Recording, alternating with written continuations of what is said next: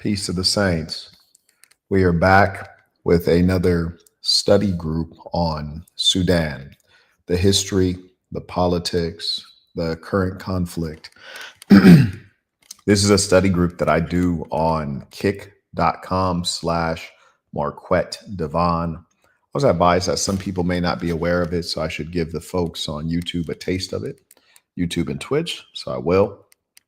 Anyways, we do this in a very specific way. The idea is that I want to demonstrate precisely how you go about research and becoming functionally knowledgeable on a particular subject. This is an important one that is actually complex, has a lot of dishonesty and propaganda.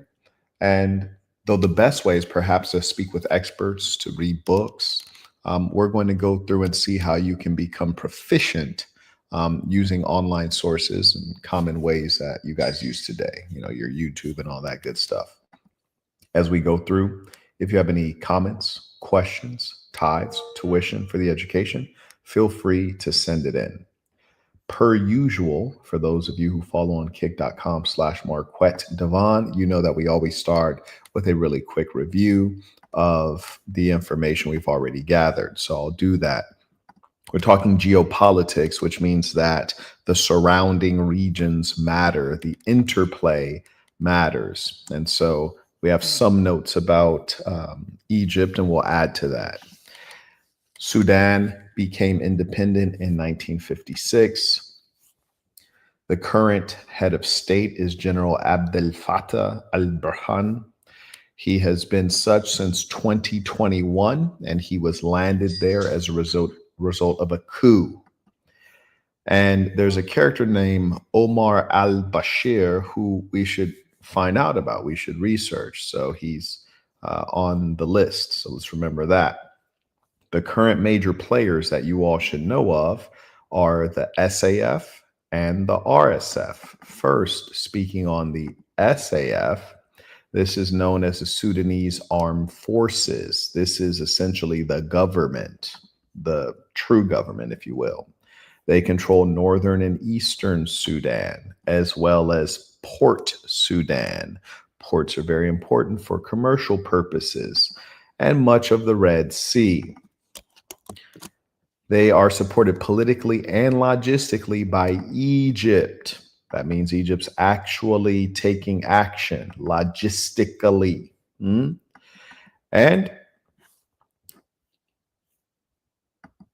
says, and maintains links with remnants of the Islamist network from Omar al-Bashir's former regime. So what we really want to figure out is who is Omar al-Bashir. So that'll be a part of our research today. An important thing for us to track through our discussion and understanding of Sudan is the role of Islam and Arabs and Arab regimes, namely perhaps some of the ones we've named like Egypt and perhaps the United Arab Emirates.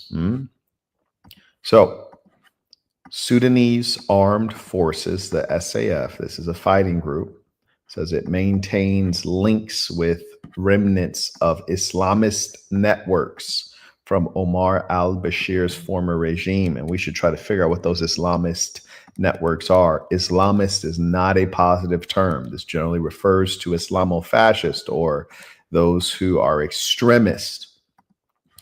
The SAF has been responsible for indiscriminate airstrikes, sieges, and civilian killings. Well, that would be indicated with indiscriminate, right? Namely in Khartoum, which is the capital, and as well Omdurman. So these guys, so to speak, have some blood on their hands. But are they the only ones? Also, we're going to want to look into Chad because Chad has been identified as a place that the RSF retreats to, right? We haven't mentioned the RSF yet. We've talked about the SAF. Those are the government forces. Now, for the RSF, they're known as the Rapid Support Forces. The Rapid Support Forces. Now, mind you, these are maybe the rebels. Depends on how you look at it. The RSF was established in 2013 by Omar al-Bashir. So we see consistently this guy's popping up in the Sudanese narrative. So we must understand who he is. Omar al-Bashir. The name certainly sounds Arabic. We're not in an Arab country. We're in Africa. So the history is really important. This was once part of Sudan's security structure, which is to say that the RSF, what we call the RSF today, was previously a part of the government's military forces. They control large parts of Darfur and parts of Khartoum and central Sudan. Now that's interesting because you guys have heard of Darfur before, and the reason you may have heard of it is the same reason that I first heard of it many years ago, circa 2011. I think I made my first donation because they were saying that there are crimes against humanity in Darfur. And the RSF is the group that has been accused of such, which is to say the non-governmental force was accused of committing war crimes or crimes against humanity, if you like, in the region of Darfur. Now, those, if you're asking yourself, well, who's who? The reason that race and religion must come up is because so much of history is about race, religion, and money, right? And these are the Black Africans. And in fact, I need to break out a slide on that one because I think it's important to know what these people look like. And again, my effort is to help you all develop your skills, like basic productivity skills that you should already have, but perhaps may not because the schooling system is not very practical. Let's try the AI. It's not terribly good, but it's worth me demonstrating, right? So anyways, let's see. You see right here, if you hover over it, it says, help me create a slide. So then the example text says, create a slide about buying an electric vehicle. Great. So we want to see a slide that shows what people in Darfur look like. Create slide showing what natives of Darfur look like. Let's see if it can achieve that. Now, frankly, I know exactly what they look like, and it'd be much easier for me to just go to Google Images and select an image and paste it on here. But I want to demonstrate these tools that you all should be familiar with. It takes quite a bit of time to think, and frankly, because it takes this amount of time, it's not a terribly useful tool for those who are knowledgeable, right? And as you can see, this doesn't make any sense, like the way this has been rendered. It's actually really bad. Oh my goodness. This is terrible. Anyways, so we'll carry on and we'll come back to that because that's important. So I'll just put people of Darfur. We'll come back to that. Carrying on. Now, just a quick summary for those of you who are new to this, those who follow on kick.com/Marquette Devon, you've been with me for a number of these lessons. And so I encourage you all to follow there if you've not already. But we have the SAF, which is headed by General Abdel Fattah al-Burhan. Then we have the RSF, headed by a gentleman known popularly as Hemeti. SAF, this is the government. The RSF, this is the paramilitary, which is to say not the government. SAF is backed by Egypt. And it's curious to notice there's always other players. It's never a civil war that's just fought within the country. There's always these colonial forces involved. The RSF the RSF is backed by the United Arab Emirates and essentially Chad as well. But anytime you see an African nation state involved, they're usually being controlled by someone else because they don't have any ideology. They're just tools, the Africans. That's why we're starting SAS in Africa. Anyways, the SAF, which is to say the government, they control the north. the east, and Port Sudan. The RSF controls Darfur and parts of Khartoum. The main accusations, which is to say the wrongdoings by each side, is that the government has engaged airstrikes that have harmed civilians, of course, and the RSF has in fact engaged in ethnic cleansing, which is to say something much more strategic and wicked. Carrying on. Now, the UAE is often referenced as a part of this struggle. You may know the UAE for Abu Dhabi and Dubai. UAE provides Chinese-made weapons to the RSF. The UAE imports large amounts of Sudanese gold. In 2022, more than 39 tons from Sudan to UAE. And I remind you all that when you're using slides, you don't have to write in complete sentences. In fact, you should not. So in 2022, more than 39 tons of gold. And just to put that in dollars, that's over 2 billion in 1 year. That's a lot. Also, UAE has investments in Sudanese agriculture land use, which is important because UAE is a desert. Sudan has formally accused, when we say Sudan, we're talking about the government, which would be the SAF. Yes. Sudan has formally accused UAE in the International Court of Justice of breaching the 1948 Genocide Convention by supporting RSF's attack on important, here it is, non-Arab Masalit group in Darfur. So it lets you know that there is a racial and religious backing to the RSF's aims. They're very colonial. They're extractive. It is Arab Muslim colonialism, which is not new. And perhaps this Maslit term here relates to what I was saying earlier, people of Darfur. Let's see if Gemini can work. I'll give Gemini another chance here. Yes.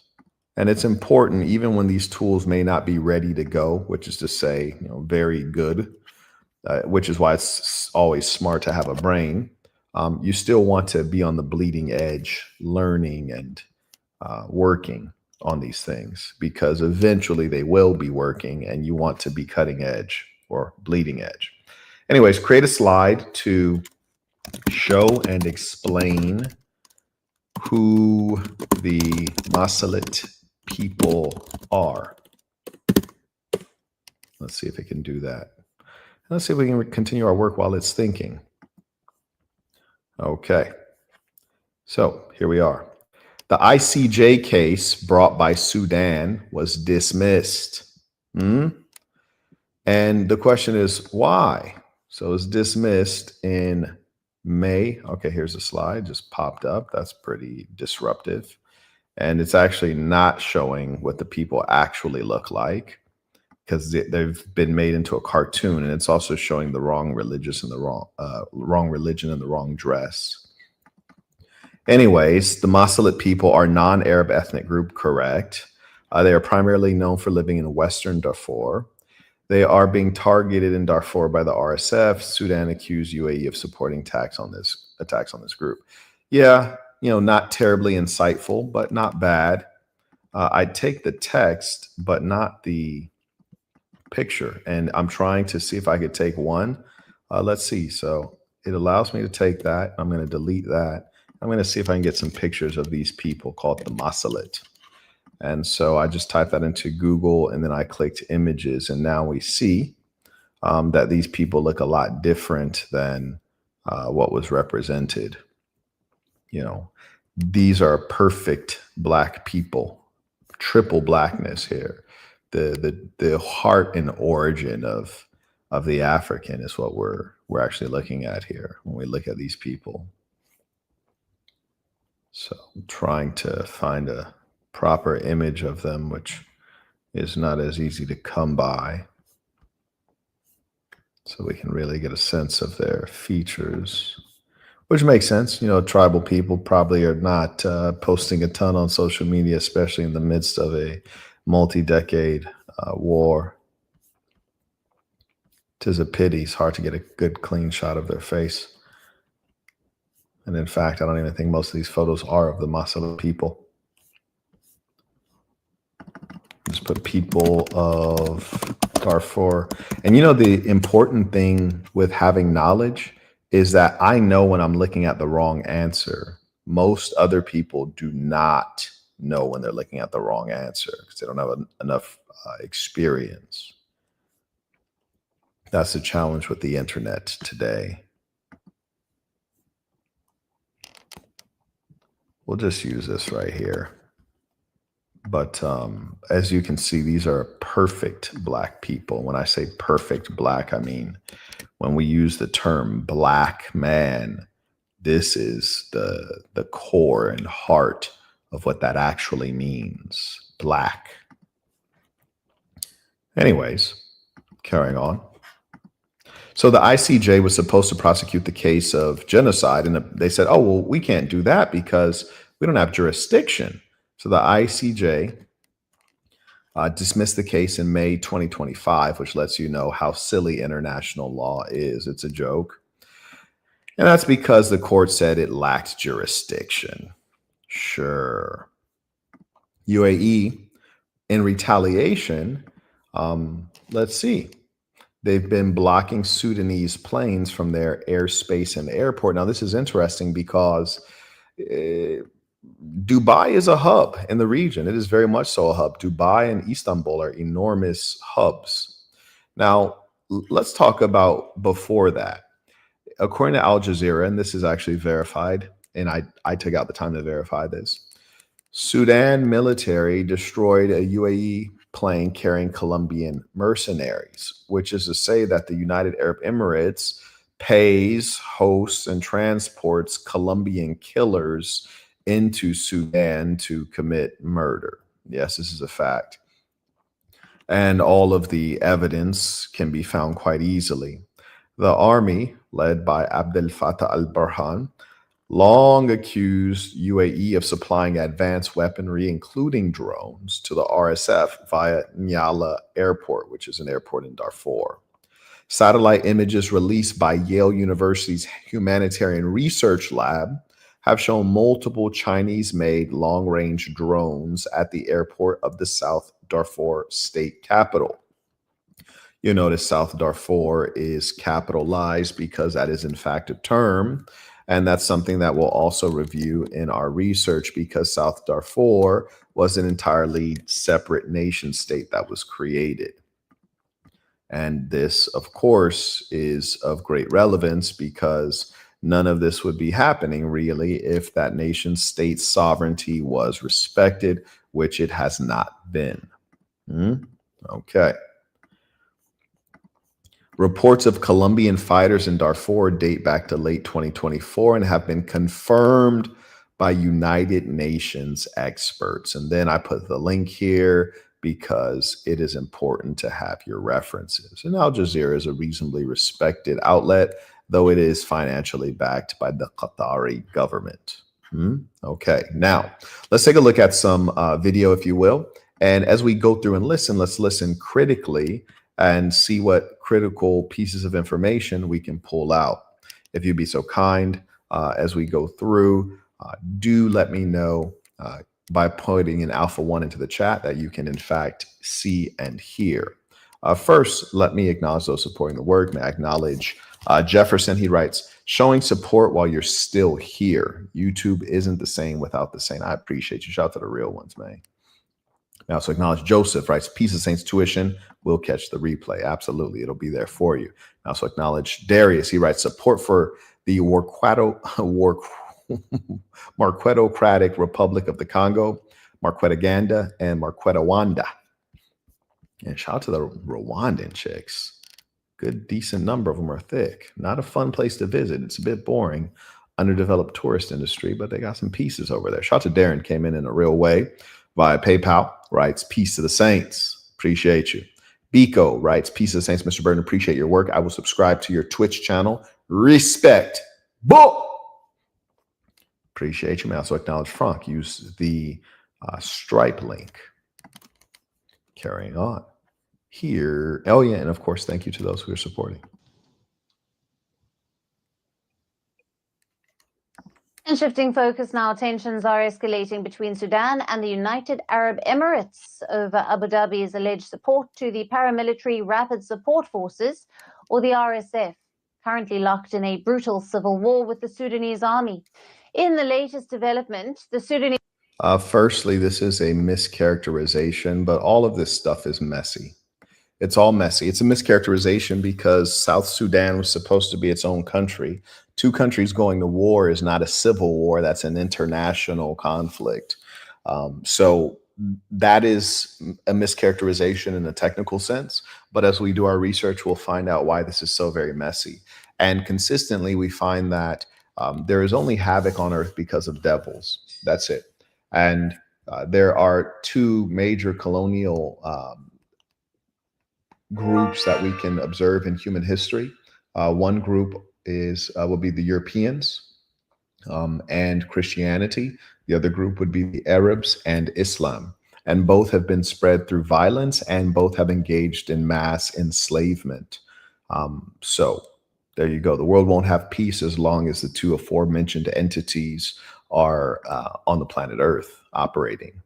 Sudanese government says the UAE has banned Sudanese planes from landing at its airports. Sudan's Civil Aviation Authority expressed surprise at the decision, saying it is working with airlines to reprogram bookings for passengers traveling to and from the Gulf nation. Abu Dhabi has not officially confirmed the ban. The move comes right after Sudan's Air Force claimed... And one thing I want you all to consistently make note of is the appearance of the people, because the appearance of them reflects imagined or real racial realities. And when you've had the mixing of blood in Africa, the folks whose blood has been mixed up, if you will, believe themselves to be superior, believe themselves to be Arabs, and have taken, great levels of aggression against the native Black population, which is in fact a pure population that their blood is wholly from that land. To have shot down an Emirati aircraft carrying Colombian mercenaries as it landed at an RSF-controlled airport in Darfur. Now, the Sudanese army claims it killed 40 mercenaries who were allegedly deployed to support the RSF.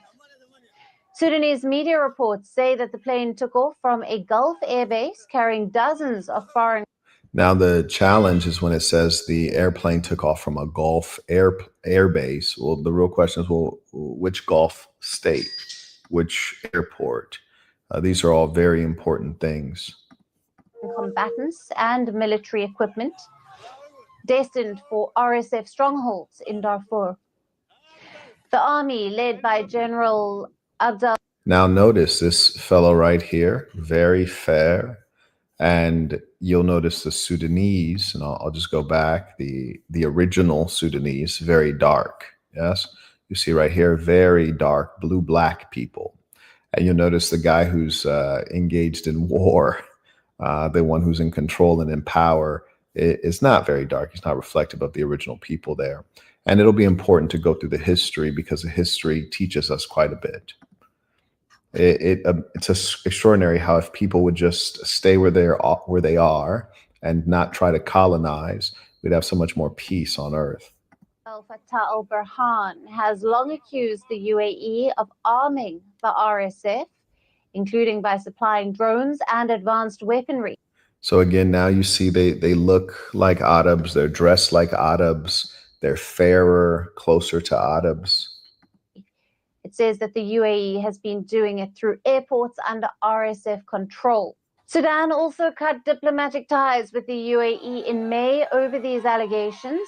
The UAE has consistently denied the claims, despite the numerous reports from the UN experts, US officials, and international... and has downed an Emirati investigating how many Colombians were...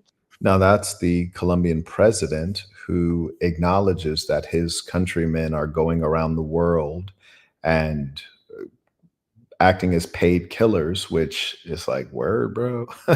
Now, that's hard to stop. It's hard to control. And this is not a unique thing. You have Frenchmen, you have Americans going around the world as paid killers. You have security forces, private security, they call them, which is paramilitary, Blackwater, I think they were called, and many others. Let's see, was it Blackwater? So many things, Black Rock, Black this, Black that. Yes, it's Blackwater. So killed and is working to repatriate their bodies. The trade in men turned into evidence. Reports of Colombian fighters in Darfur have circulated since late last year, has killed tens of thousands and has displaced entering its third year. Now, the curious thing is when they estimate the length of the war, this is a hard thing to do. Now, if a war takes a pause, did it stop? If a war, if a particular conflict over, say, territory or resources has been going on for 40 years and it's had 3 pauses, do you break it up? Are those separate wars? All curious things, and we'll get to the bottom of it. Gulf. Sudan's war, now entering its third year, has killed tens of thousands and has displaced over 13 million and triggered the world's worst hunger and displacement crisis. Foreign interventions have only deepened the chaos, with both sides. Well, that's misstated. Foreign interventions have created the chaos, you see. Accused of war crimes and backed by different international actors, often with little to no accountability. The war's end remains as elusive as ever. The war will not be ending anytime soon. That's why we need the ism on the continent of Africa, because the Africans cannot make proper decisions until they have some ism. They will continue to be a lost people. Anyways, we're going to look at yet another resource. We're going to look at quite a few resources. This may be a multi-week project. Shout out to Austin. He writes, "Peace of Saints. May we please get the Bridgerton discussion video back up on Patreon? It's currently unavailable. I need link or date." Yeah, absolutely, Austin. If you just go ahead and send me the link right now, we'll get that up for you. I also acknowledge Brad. He writes, "I just resubscribed on Twitch. Thank you for the work. I appreciate you." Shout out to the folks watching on Twitch. You are appreciated, and you are taking out the time and doing a different behavior, which I appreciate, to get us away from Google censorship. I also acknowledge, looks like Frank came back on Stripe. I appreciate you. Shout out to the real ones. Carrying on. Happening in Sudan. But before I do that, we need to go back to a time before the war. The month of Ramadan at dawn on June 3rd, 2019. About 2 months earlier, the military has taken... Now, here's the funny thing. He says before the war. Which war? Which war? Sudan was at war before 2019. So which war are we talking about? And of course, unfortunately, we have to be suspicious of each person that we hear talking. Which country are they from? What is their religion? What is their racial makeup? And we have to interpret what they're saying, knowing that they probably have a self-interest. Because at the end of the day, if you had no interest at all, I mean, frankly, you wouldn't even be speaking about this. I want to tell you what's happening in Sudan. But before I do that, we need to go back to a time before the war. The month of Ramadan at dawn on June 3rd, 2019. About 2 months earlier, the military has taken charge after former President Omar al-Bashir was overthrown from power. The place, in front of the headquarters of the General Command of the Sudanese Army. Osman was a young man in his 30s, present at a peaceful civilian sit-in in the center of the capital, Khartoum, demanding the transfer of power to a civilian government. A military convoy reached the edge of the sit-in area. And mind you, this talk about transition to a civilian government, there is no inherent superiority or morality in democracy or civilian government. It is merely a form of government. And the only thing that the people want from government are outcomes, right? They want a prosperous economy, yes, good public services. So the way in which that comes, nobody really cares if it's democratic or not. But often people who want power, they push for free and fair elections so that they can get the chance to get elected. It's not because they believe in the form of government. It's because they believe that they should have the opportunity to take power. And that's just one means of taking power. And when the police and rapid support forces surrounded that area, protesters chanted, "Civilian rule, civilian rule." a reference to the civilian government that they wanted instead of the military rule. But armed forces opened live fire on the protesters right after dawn prayer during Ramadan, while people were fasting. At least 120 people were killed, and hundreds of others went missing. Osman says, we tried to push back the rapid. Now, I think this is a really weird place to start this conversation because this video is entitled, What's Happening in Sudan? The video is called What's Happening in Sudan. So it's like, if someone has no clue and you're reading the general title of What's Happening in Sudan, well, you'd really want to have perhaps a better foundational understanding. So I think that there's already some kind of a script here. There's also no doubt that the Muslim Arab perspective is probably favored. We started with Ramadan as like the jump off point. We've not talked about resources. We've not talked about who the original people to the land are. We've not talked about colonial history. We've not talked about any of the relevant things. We start with Ramadan, and then we start emphasizing how it's extra sad that people are being gunned down while they're fasting. So this is something that's very meaningful. Support forces, but they surrounded the area and fired at us. 3 of my relatives were killed in front of my eyes. 2 men. And there we go. 3 of my relatives were killed in front of my eyes. Got you. Very, very biased. We're about to go deep into the bias. I can already see. I'm going to find a different source because I don't find this to be very interesting. I don't mind listening to people I fundamentally don't believe if they're conveying their argument in an interesting way. There's a fellow who has a channel called The Middle Nation, and he's extraordinarily biased. He's a Arab Islamo supremacist, and he's also lying about the situation in Sudan, but he is more interesting to listen to and more persuasive despite him lying. Shout out to Wayne. He writes, Peace of the Saints. The zealots must spread their story so they can gain influence. So too shall we spread our way and gain influence, sass or nothing, in a real way. And we have the potent ingredient of truth and actual goodness, you see. That's something that they absolutely do not have. Pretty much they just have lies. And lies work. Lies do work. Let me not have you think that lies don't work. They do work, in fact. So let's see.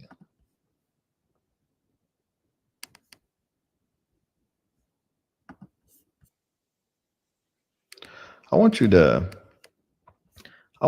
show you something real quick. So let's see what this has to say.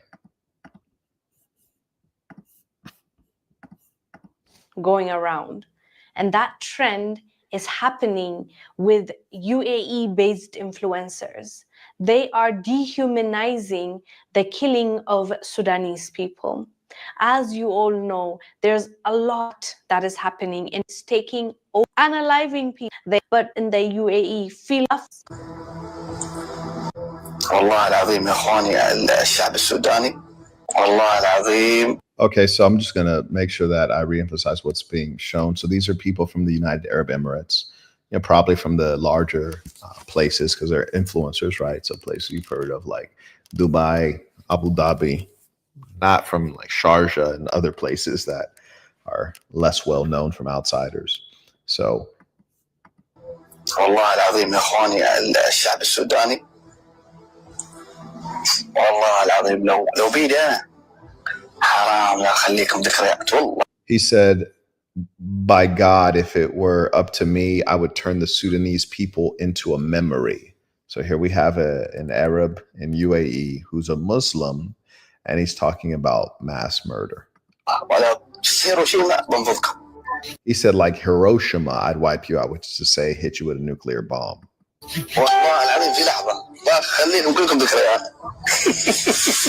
And he's laughing. And here's another Muslim. ابو لولو جايينكم ابو لولو جايينكم بتبكون دم انتم ما تطولون شعره من محمد بن زايد شعره ما تطولون. As you saw in that clip. شعره من محمد بن زايد شعره ما تطولون. As you saw in that clip, they are laughing at the genocide. They are laughing at people losing their lives. There's even a tweet that went viral that said, a life of one Emirati is worth 1,000 Sudanese people. Now, I want you guys to ask yourself, where have you heard that before? Or maybe you haven't, but I'll tell you. They said the life of one Emirati is worth 1,000 Sudanese. The Zionists say that the fingernail of one of them is worth the lives of 1,000 Gentiles. Come on now. Sound familiar? What kind of cruel human beings these people are, it's unfathomable. It's very hard to understand how you can sit at the comfort of are being accused of funding the RSF, the people that are committing these killings, but you are there sitting. And we're going to get back to a different set of facts here. But one thing I want you guys to really trip on is the fact that the Africans have such little self-respect, self-understanding, and ideology that they're basically used as the very tools of their own eradication. Yes. And this is all a thing of resources. This is the Arabs and the Muslim Arabs stealing the resources of Africa in the exact same way that the Europeans have. And it can be identified as nothing more, nothing less. It is simply that. And so any report on this war that ignores that and does not start with that as the main headline is very disingenuous. That's why that fellow who starts off talking about Ramadan and his family had people, nah, bro, that's out. Shout out to Miles. He writes, peace of saints, just showing support. Mr. Burton, I hope all is well with you and your family. I know the game will be pristine. Oh, absolutely. And all is well with the family. Thank you for asking. I hope that your family too is well. And I thank you for the support. Shout out to Constantine as well, always supporting. He writes tuition. Thank you, sir. Shout out to those men who stand up, make their name known, especially for good information like this. I don't think people ever go into detail like this, now do they? This is a gold mine in northern Sudan. Sudan is the third largest gold producer in all of Africa, behind South Africa and Ghana. And notice what these people look like. These are the blue blacks. These are the true blacks. This is triple blackness. This is perfect black. Look at those people. They're in the sunlight and looking dark. Makes up 70% of its exports, and it's estimated 85% of that. And again, we have the blue blacks, triple blackness, perfect blackness. Notice this. These are the ones working the mines. These are the ones doing the hard labor. Pay attention. Comes from small-scale mining, not large industrial operations. The country's officially declared gold production has nearly doubled since the start of the war. Now, how bizarre is that? Gold production has doubled since the start of the war? I don't know. Does that make sense? Why did gold production double since the start of the war? Now that would make me ask myself some questions. And when they say the war, which war? What's this war called? Why doesn't the war have a name? Really important questions. I mean, psychologically, if you view this as a significant war or a significant happening, why don't we name the war? I want you guys to think about what I really mean there. It's important. Why does the war not have a name? Is it because we think that this place is just always going to be in perpetual war? We don't name them. It's just a natural state for these people. And then why did gold production double since the start of the war? Is that because the gold is funding the war? Maybe. The gold is funding the war, maybe. Interesting. Now, if you are the person that wants to buy gold and you know that gold production increases during war, then you have every incentive to keep the war going. Come on now. Just keep going. 5 tons of bullion last year, but the real figure is estimated to be much higher. Analysts say most of the illicitly exported gold is smuggled abroad by the paramilitary RSF. Sudan has gold deposits across various regions. These include the Red Sea. Now, this is hugely important right here. This is something that we're going to add to our presentation because having a map of resources, well, it's also really a map of the places that are strategic for the militaries to overtake because they're resource rich or resource dense. And those are the places that'll keep your war effort going. Those are the places that you're really trying to get in control of any damn ways, right? So let's see. Take a screenshot of that one, and we're going to grab that and pop that onto our presentation. Boom, there we go. Just take a look here. And it has labeled a number of notable places: Khartoum, Darfur, and the Nuba Mountains. Mountains can be advantageous for a number of reasons. In this case, apparently they have resources. They also can be strategic militarily. They can be places for guerrilla fighters to retreat to. Then we have the coastal area, and coast is very important because it makes it easy to transport goods. So when you have a coast that also has resources, oh, that is some highly valuable real estate. So that is hugely important. What I'd love to see after this screen is the mapping onto the resources, the battle sites, and or the strongholds of each fighting group. That is the RSF and the SAF. I doubt that's going to happen, but it'd be great to see. Proceeding. The hills, the Nuba Mountains, and Darfur. Then there's copper, found mainly in the Red Sea Hills and the Nuba. Copper. There's another resource. We're going to screenshot this too. And I want you all to know that anytime you're listening to an explanation of this conflict and you're not hearing a conversation about resources, you are hearing lies and propaganda. Okay? Anytime you hear a discussion about Venezuela and why the Donald wants to invade Venezuela, he's talking about drugs. He's talking about a dictator. He's talking about this and that. Nope, that's not what it's about. It's about the fact that Venezuela has the largest verified oil supply on the planet Earth. And that's all it can ever be about. These people are wicked liars. There are two forms of colonialism that have dominated. One of them is Arab Muslim colonialism, and the other one is European Christian colonialism. Both have led to huge levels of bloodshed and enslavement. These are not good groups. There's just no way to slice it other than that, which is the truth. Carrying on. Mountains, copper is increasingly valuable because it is vital for the AI and tech boom. Hello. Sudan has uranium deposits in several areas, including the Nuba Mountains. Dang, the uranium too, which can be used for weapons and much else. What? Boy, they got it all. They got it all over there. No wonder these rascals are there. What if he's about to name more resources? What if there's more, right? That'd be like, whoa, these guys have everything. Oh boy. Resource rich, but common sense and ideology impoverished, huh? Yeah, we're going to drop this on our presentation too, because these are hugely important things. And also, a presentation is really best for its ability to be visual.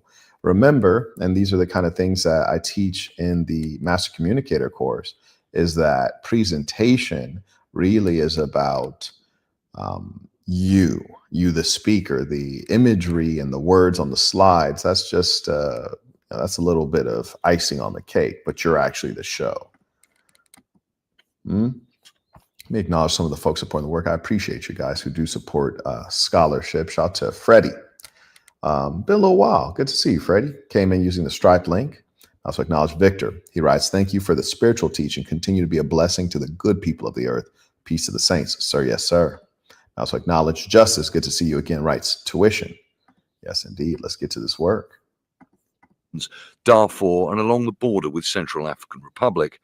Sudan also has significant iron ore deposits, particularly in Darfur, Kordofan, and the Red Sea Hills. They got it all, don't they? Oh, this sounds like a great place to pillage. Sounds like a phenomenal place to go steal things. Yes? Brilliant. Now, you'll notice this is radically different than the other piece that we were watching where the guy was basically trying to pull out our heartstrings. He was using propaganda. He was engaging in pathos. He wanted us to not think, not the logos, but the pathos. He wanted us to feel, talking about his family members and all these other irrelevant things. Didn't mention anything about iron ore. Didn't mention the gold, didn't mention the copper, the uranium. I guess that stuff's irrelevant.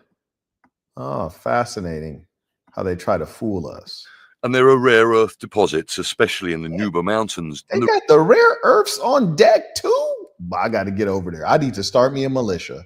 They got the rare earths on Red Sea deck. regions. Oh man, they got everything. Boy, what don't they have? And they got beautiful, tall black women. Man, I'm in it like Bennett. Now, those women aren't thick, so, it gets like that, but they are tall. That's a major win. That's a major W. These boys got everything in Sudan. Lord. Did you guys know this? You see, what you may have heard about rare earth is that it's a strategic resource critical to economies of the future and today, of course, that China is using rare earths to basically win the trade war against the Donald. Rare earths are apparently critically important. Huh. Perhaps Sudan's most obvious natural And then there's the arable land. We ain't even talked about the arable land. resource is the River Nile. The Blue and White Niles merge in Khartoum. The river is crucial for agriculture and the production of hydroelectric power. Sudan also possesses significant oil reserves, especially in its southern region. Damn. Some oil reserves were lost when South Sudan gained independence in 2011, but China... So they stopped even giving us the maps, right? They're not even showing us on the map where it is, but yeah, they have oil as well. Guess I'll have to just go ahead and make a note of that separately. So here we are, natural resources. They've got a ton apparently. So they've got oil. And they also have, I'm going to use the bullet. There we go. And they also have arable land. And arable land is more important to certain nations than others. As we mentioned, if you're a Gulf state, if you're an Arab state, you got a lot of sand, not that rich topsoil that you need to grow fruits and vegetables. And you also don't have a lot of land as well. So Sudan would be a major value add. Everything's starting to make sense. China is a major investor in Sudan's oil. Wait, hold on. Some oil reserves were lost when South Sudan gained independence in 2011, but China is a major investor in Sudan's oil. It is transported through pipelines to Port Sudan, a northern city of huge strategic importance, giving access to the Red Sea and international markets. Charles Stratford, Al Jazeera. Joining us. Okay, so now we hear that China is involved. We also heard the term Chinese-made weapons earlier. We hear China's involved with their oil, so that's something to remember. China is involved with their oil. Maybe we should write that down. That sounds important. We should write that down for sure. Let's listen to it again, then let's write it down because it's really important. Northern city of huge... Some oil reserves were lost when South Sudan gained independence in 2011, but China is a major investor in Sudan's oil. And that was so much information there. There's actually quite a few things to write down. So one thing that we heard is when South Sudan gained independence. Yes. So let's write that down. South Sudan gained independence. Was that 2011? That was recent. I think that would make South Sudan the newest country in the world, right? Sudan also possesses significant oil reserves, especially in its southern regions. Some oil reserves were lost when South Sudan gained independence in 2011, but China is a major investor in Sudan's oil. It is transported through pipelines to Port Sudan, a northern city of huge strategic importance, giving access to the Red Sea and international markets. Charles Stratford, Al Jazeera. Joining us in the studio is Ahmed Ibrahim. He is a former... Okay, so now what we need to be thinking of is if China is a major investor in oil, their oil travels through Port Sudan, then we'd have to say, okay, well, who is China supporting in this civil war? Well, probably the people who can protect their oil interests. Now, who's the controller of Port Sudan, right? So let's go and see from our notes. Port Sudan. Port Sudan is controlled by General Abdel Fattah al-Burhan, which is the government, the SAF. So China probably is going to support the SAF in this affair. Let's keep tracking that, especially as we hear stories of Chinese weapons being sold. Wow, a lot going on here, right? A lot going on. May I acknowledge Wayne? He writes, there's a lot of resources. No wonder it was a target. Yeah, you notice they never show up where there's nothing to steal. Acknowledge Front came back again. Shout out to the real one. Shout out to this gentleman supporting the work on an ongoing basis. You are appreciated. A staffer in the transitional government under the former Prime Minister Hamdok and an independent analyst. Many thanks for joining. Do they call bro an independent analyst? Yeah, the program, Ahmed.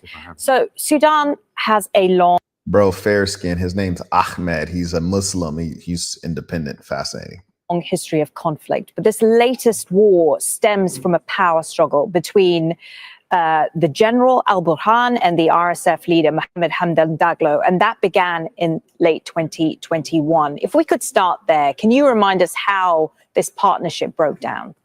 Actually, the partnership broke down in early 2023 when there were deliberations over what was called then the framework agreement. And the main issue that broke the negotiations over the transitional period was the RSF, the Janjaweed militia, was... So he mentioned Janjaweed.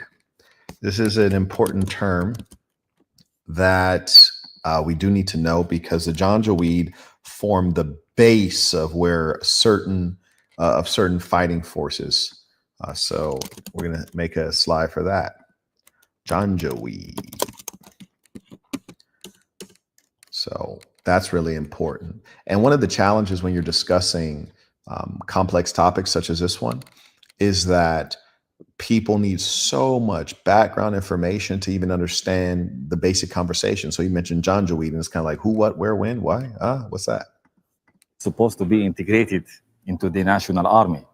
But for various variables, whether geopolitical, whether internal politics, this was not, this didn't happen because many bets was not.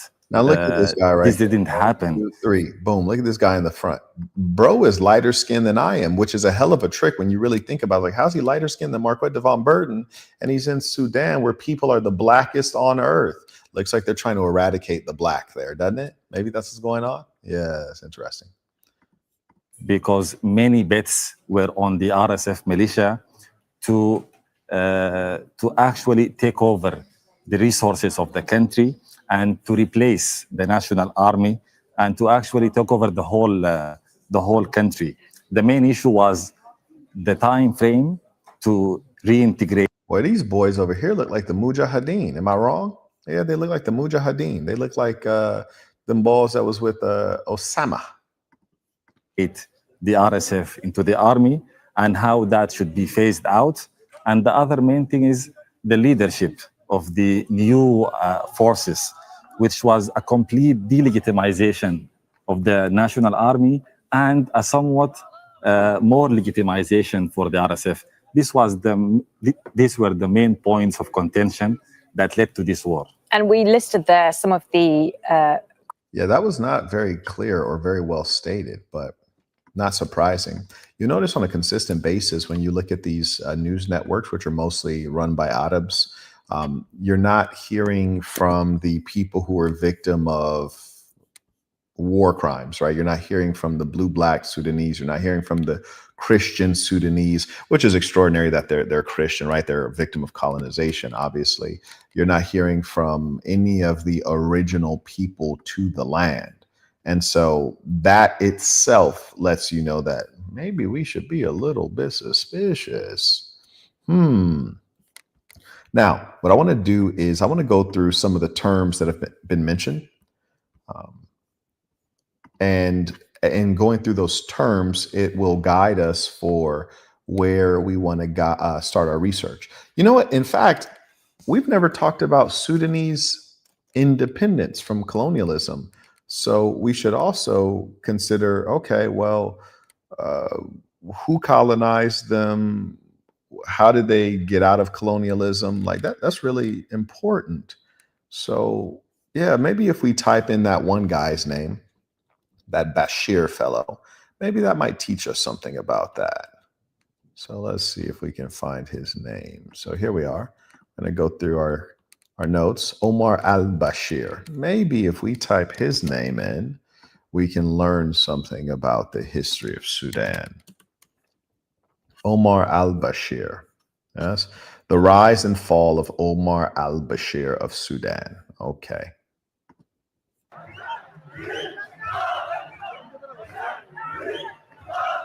In April of 2019, the 30-year reign of Sudan. Again, very fair, has his head wrapped like an Arab, so we know what time it is. Sudan's Omar al-Bashir came to an end. Like previous Sudanese leaders, he was finally toppled by the army, which sided with the people over the president. The country of Sudan itself has had 15 coup attempts, 5 of them being successful. That's a lot. One of them was the 1989 military coup that brought Omar al-Bashir to power, of internal and external balancing act. Well, let's see if we can go even farther back, because I want to know, like, who colonized Sudan? We have to go back. It seems like, are they hiding the history from us? Huh. Sudan's untold history, ancient kingdom, civil war, and the fight for freedom. I don't know. Is that a good one? Let's see.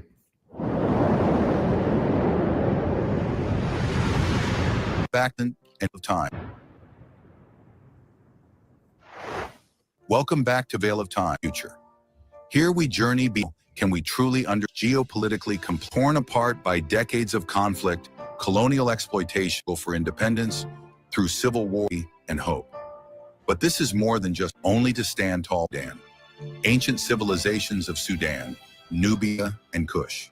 Great, Nubia and Kush. And if he doesn't elaborate on it, we're going to do a direct look at Nubia.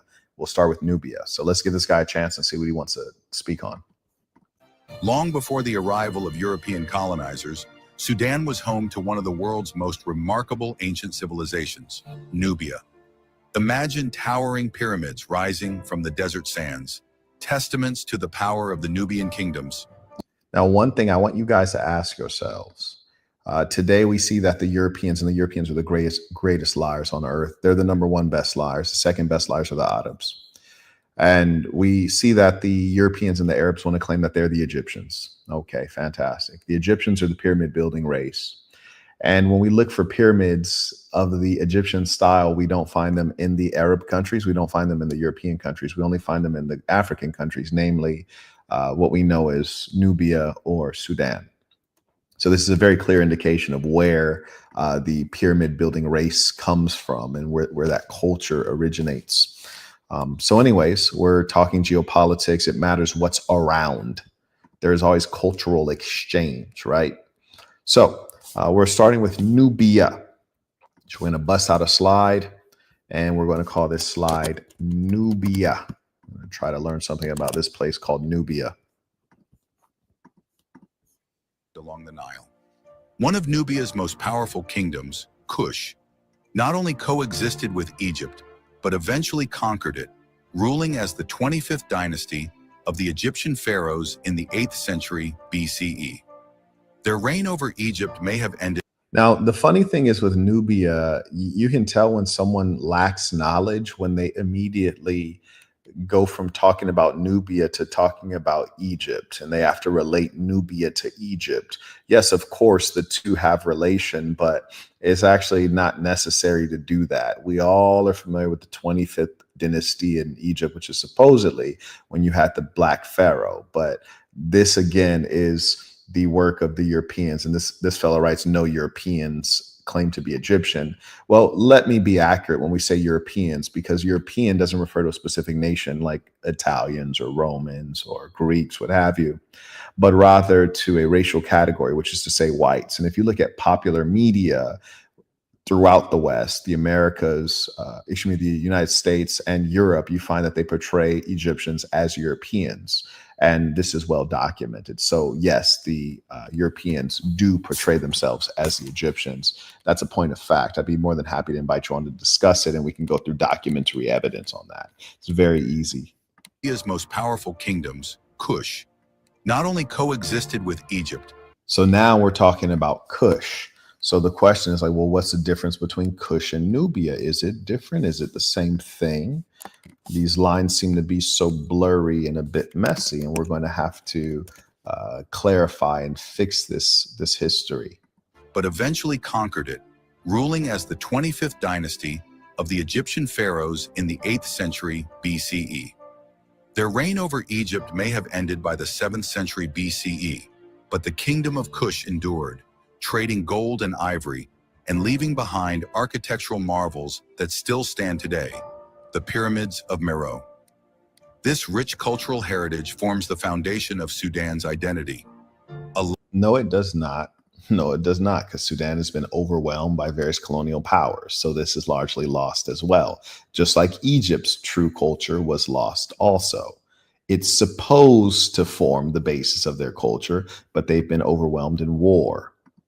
Legacy not forgotten by its people, but celebrated in the As the centuries passed, Sudan found itself at the crossroads of cultures and religions. By the 7th century, Arab traders and missionaries brought Islam across the Red Sea. Okay, now this is an important note. But the question is this the history of Kush? Is this the history of Nubia? Is this the history of Sudan? So you see why using internet sources, or I should say YouTube sources, are very poor, because often they're trying to fit the explanation into a 7-minute, 8-minute video. So really you need a more focused deep dive. And so we're going to cut this one, and then we're going to dig into Nubia. Yes. And Nubia will be a better place to start. We'll check out a couple sources. That looks like, I think that's Dr. Ben there. Yeah. So we can take a listen at this. Now, this won't be as engaging because it doesn't have all the pictures. Let's see. Ancient Nubia now, how Egyptologists removed ancient Egypt from Africa. Yes, that's extraordinary. Museum of Fine Arts, Boston. Okay, we're going to take a listen to what she has to say. That seems like that'll be an interesting talk. Let me go ahead, take a pause for the cause. If you guys want to keep it going, I'm here for it. You can send in your comments, questions using the information in the description of the YouTube video, or using the information below, PayPal or Venmo. I'll see you soon. If you want to keep it going, let's get it.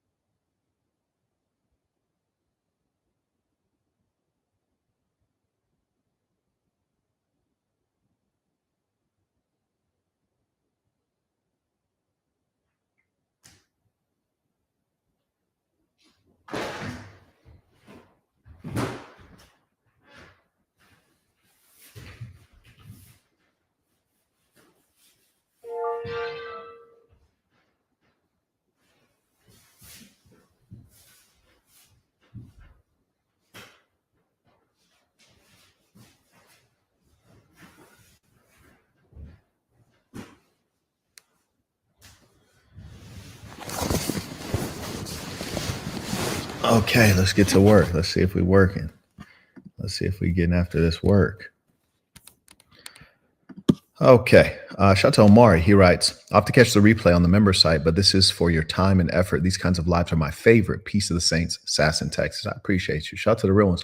See, these are the ones, they're not going to be hugely attended, but they'll be supported by the intellectuals, by those men and women who seek knowledge. May I acknowledge Mario, writes, tuition came in by Venmo. Appreciate you. Shout out to Pawan, writes, peace of the Saints. Thank you for the geopolitical game, Mr. Burton. Oh, it's truly a pleasure. I also acknowledge Constantine, writes, tuition for the education. Thank you, sir.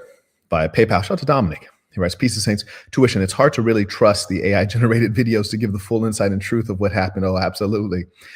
They'll give some visuals, and the funny thing is the visuals are often inaccurate.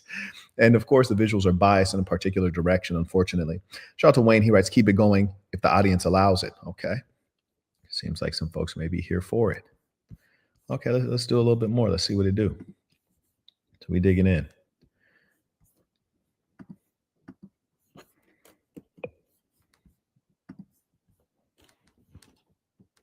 So this is Vanessa Davies, Egyptologist and author of Peace in Ancient Egypt.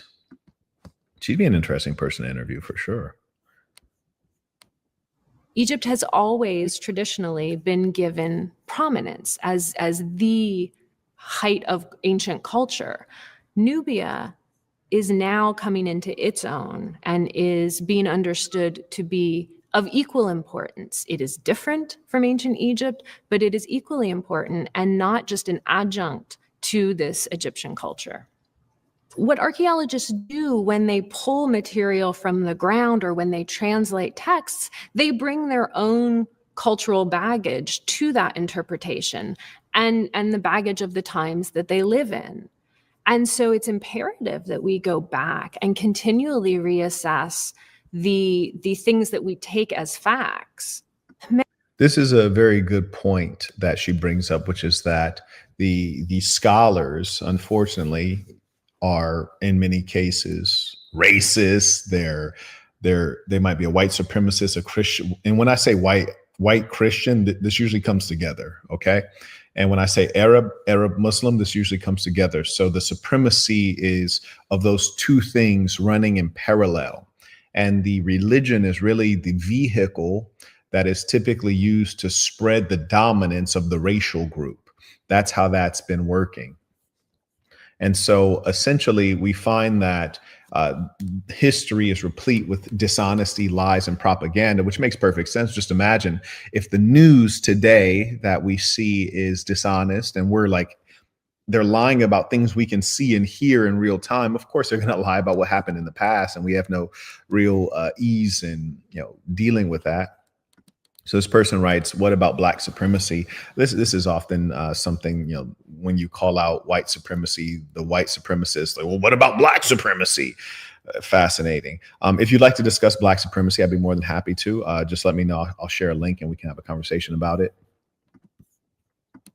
Many of the early archaeologists came to the study of ancient Egypt and ancient Nubia from the perspective of Semitic languages or the study of the Hebrew Bible.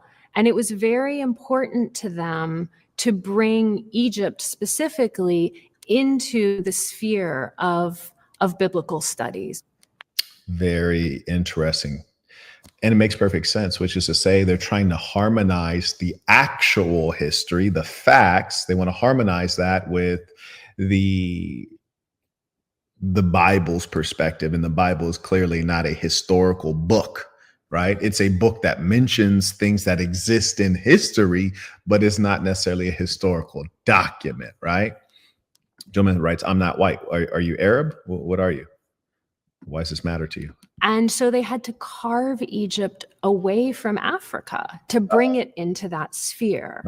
And the way that they did that was... And if you guys didn't catch that, I want to highlight that to you.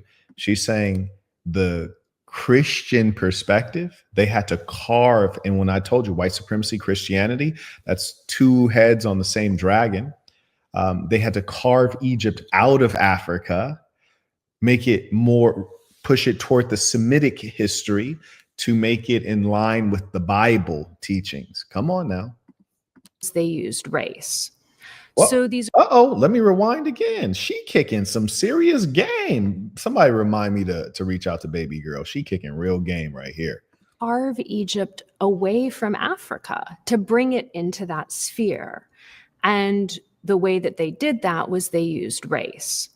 So these early archaeologists effectively made These early archaeologists, do these look like Africans? Do these look like Egyptians? Do these look like Nubians? No.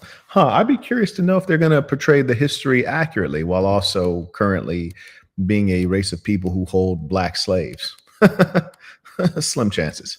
made ancient Egypt white. Oh, that's so funny that the Caucasian fellow, this guy right here, he just said Europeans don't try to portray themselves as Egyptians. And then I explained, no, you're lying.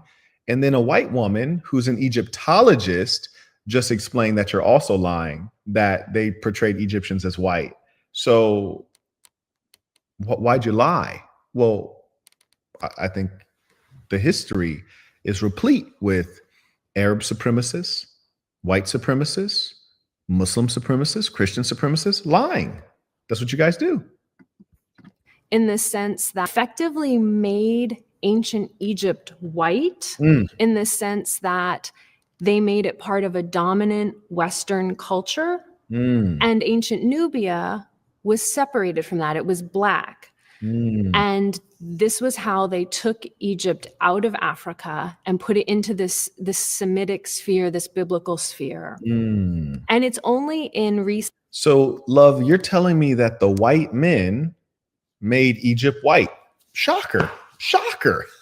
You're telling me that they stole something. Well, they've stolen a lot of things. They've stolen artifacts, stolen gold. They've stolen lives. They've stolen history. So I guess it's not surprising at all. The most dishonest people on earth. Fascinating. Decades, the last 3-4 decades, that Egyptology has really moved away from that.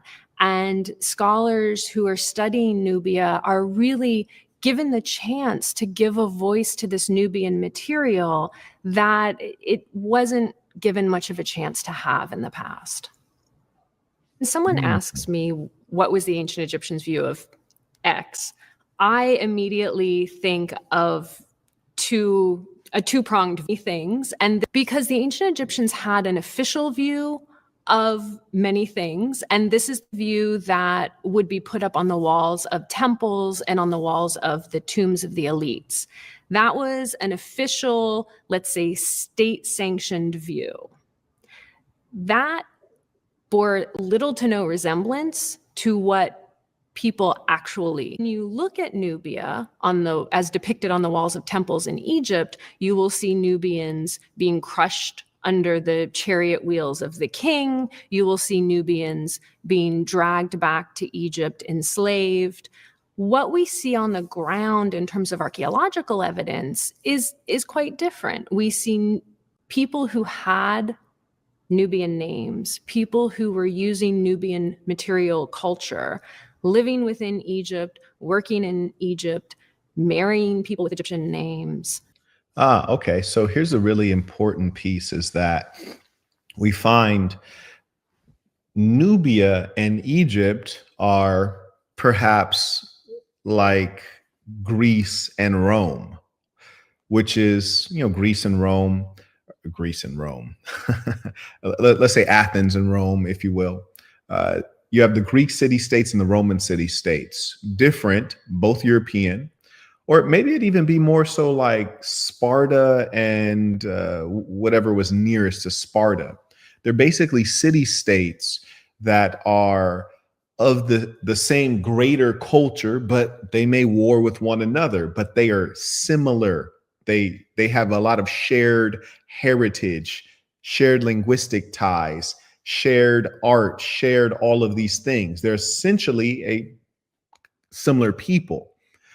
Just like you look at the Greek city-states or the Roman city-state, or excuse me, the Italian city-states, they were all on the Italian peninsula.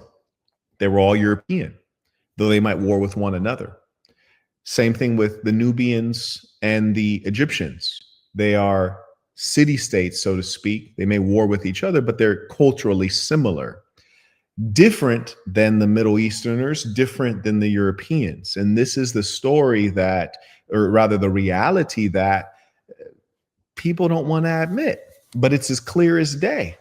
And it just shows the great effort that the European and the Arab has gone through to eradicate the truth of the history of not only the Black people, but the blackest people. You hear me? The blackest people. And the Black people have the oldest history. The gentleman who asks about Cash App, he says, do you have a Cash App? Well, I have Venmo, which is at the bottom of the screen. I have PayPal. And also, if you use the link in the description of the video, there's a Stripe link that you can just click that and you can pay using your bank card or your credit card, which is just the same thing as if you make an everyday purchase. So if you want to support, that's a very easy way to do so. It's accessible to everyone, shall we say. Shout out to Michael. He writes, are you familiar with Robin Walker? He is very versed in African history. Thank you for the topic. Well, right now, I mean, Africa is a continent, the largest of continents. Does it have 54 countries in it? Somebody let me know. So we need someone who's versed in Nubia or Kush at this time. Shout out to Kinder, writes, tuition came in supporting the work via PayPal. I also acknowledge via Stripe. Shout out to Frank, came in again. Shout out to the real ones. Carrying on. She's kicking some real game. So something quite different from the very intense militaristic scenes that you see in temples. That's a really fascinating history. I think we should make some notes on that. So I'm going to rewind back because she's teaching us about Nubia and the geopolitics of that day, how the Nubians and the Egyptians engaged one another, how there were cultural exchanges and they evolved together, and in fact, at a level, devolved together. Very important stuff. People actually may have thought it was the official view. So when you look at Nubia as depicted on the walls of temples in Egypt, you will see Nubians being crushed under the chariot wheels of the king. You will see Nubians being dragged back to Egypt, enslaved. What we see on the ground in terms of archaeological evidence is quite different. We see people who had Nubian names, people who were using Nubian material culture, living within Egypt, working in Egypt, marrying people with Egyptian names. So something quite different from the very intense militaristic scenes that you see in temples. When George Reisner... So I'm going to show you guys what I'm typing up here. So official portrayals on temple walls show Nubians crushed under chariot of king, whereas the archaeological evidence from common Egyptians represent great cultural exchange and integration. And then the examples of such are, I'm going to rewind back to hear what the scholar says to make sure it's accurate. Something quite different from the very intense militaristic scenes that you see in temples. When George Reisner on the ground in terms of archaeological evidence is quite different. We see people who had Nubian names, people who were using Nubian material culture, living within Egypt, working in Egypt, marrying people with Egyptian names. So something quite different from the very intense militaristic scenes that... Now, the other piece is when you're quoting a scholar. See, I'm not an Egyptologist. I'm not an African studies or African history scholar. And so if I were to engage someone in a discussion, it would be honorable and it would be appropriate to say, you know, I got this information from Dr. Vanessa Davies, Egyptologist. So I'm going to go ahead and just note I'm going to put this at the top. Dr. Vanessa Davies. Egyptologist. And another thing that I like to do is include the reference link, and it's not only for the persons who may challenge the information, but it's for myself to go back. You see? So that's a proper thing to do. Carrying on.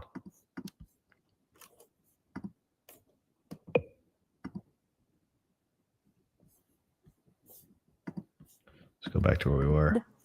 Nubian names, people who were using Nubian material culture, living within Egypt, working in Egypt, marrying people with Egyptian names. So something quite different from the very intense militaristic scenes that you see in temples. When George Reisner excavated Kerma, he found the statue. He found the statue, a large, beautiful statue of Senui, and also a statue partially destroyed of Jaffa Happy, her husband. It was a very large tomb. And with size in Egypt and in Nubia, we tend to assume ruler or someone very important, which usually translates to ruler. We now understand, yes, this was a ruler's tomb. It is a completely different. One thing I want to ask you guys watching is, why is it that today you submit to a ruler who is not of your culture? Not of your culture. And I'm not talking about race here. I'm talking about the good peoples of the earth, right? You submit to a ruler who's not of your culture. Hell, even if you're a white person in America, Donald Trump's not of your culture. He doesn't share values with you. Why is it that all of his wives are Eastern European? Couldn't find a good white woman in America? They're there. They're there. Absolutely, they're there. And when he benefits people with policy, be it tax, geopolitical, military policy, does he look to benefit you as an everyday white person? No. You know, your ruler is supposed to be the one who not only leads you, but also serves you. And today, their goal, the rulers, their goal is to make you follow a ruler who cares nothing about you. And all the ruler is there to do is to rule and extract. You too, my friends, whether you are black, white, Arab, or otherwise, are a colonial subject and don't even know it. Yes. Time period than Jaffa Happy and Senui lived in. Much later, we understand it to be a local ruler, so it was a Kerman official who, for reasons we can guess at, brought or had these two statues brought to Kerma and put in his tomb. It could have been an appropriate. I also want you guys to take note that the lady said, for reasons we can guess at, and that's more honest. So often you hear people lying, but they're speaking their lies as though their lies are factual. I remember I was in Baltimore and I was on a tour in the Baltimore Museum of Art, which is actually quite nice. And if I recall correctly, I think it was even free. They had an Egypt exhibition, and there was a particular thing represented in Egypt, in ancient Egyptian history, and it showed black people. And the woman says, "Oh, well, these are slaves." And then I said, "Well, how do you know that they're slaves?" She was like, well, she was like, "Yeah, they're slaves." I said, "Yeah, you're just repeating what you said." I said, "How do you know that they're slaves? Like, what's your evidence?" Because I'm looking at them. They're not working. They're not being abused. They're not being controlled. So what makes you think they're slaves? Well, we just know. Well, how do you know? Like, you can only know things based on evidence. To know is to have 100% certainty. So I'm just asking, how do you know they're slaves? No explanation. But they speak the lies as though it's facts. And so you can tell you're dealing with a more genuine, honest scholar when she says we can guess at. Cool. We can speculate at. Cool. Of Egyptian culture. And these things need to be dated. The dates are really important. Well, Marquette, what do you mean? Well, for example, if we say there's American history and we show Americans in the year 1900, and you see a bunch of white people, you're like, oh, those are the people who are from this land.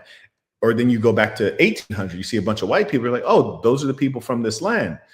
But then if you go back to 1600, then you start like, Then you go back to say like 1500. You're like, where'd the white people go? The farther back you go, anywhere, it gets a little darker now, doesn't it? And so it's important to date these things because similar to the Americas, this land has been conquered. So you're showing me the persons who came from foreign lands and conquered. You're not showing me the original inhabitants, i.e. the creators of this culture. And Marquette, why is that important? Well, do you guys find it funny that the Egyptians somehow forgot what the hieroglyphics meant? Like all of a sudden they just couldn't remember the hieroglyphics, couldn't interpret it. Well, that's because they weren't Egyptians. You see what I'm saying? The Egyptian ruling class got wiped out. Come on, along with their DNA. Culture in general. Like this sculpture right here is, in my opinion, a mixed race person. This person is a lot less true, like Kemetic blood. And you can tell by certain features that it's a person that's a lot less Kemetic in their blood. Just to show that, yes, I can own these things that are Egyptian wonderful works of art. Because what we're saying, if you read between the lines, is whoever owns these statues is a powerful person. And that means this art has power. Cool. Wow. Are these all the sources? Wow. Wow. That's very respectable. Gave the sources. That's real. Now, you know what? Let me see if I can find this scholar. Her name is Vanessa Davies. I'm going to see if I can look her up. I'd be interested to interview her.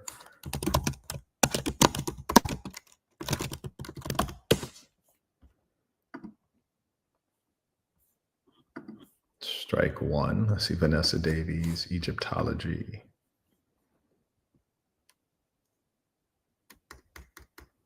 Kind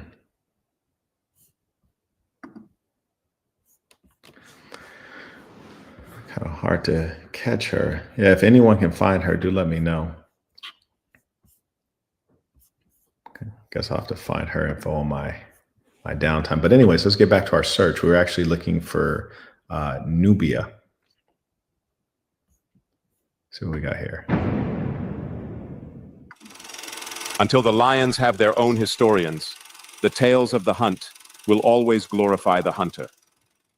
The term ancient Nubia refers to the ancient civilizations and cultures in the Middle Nile region.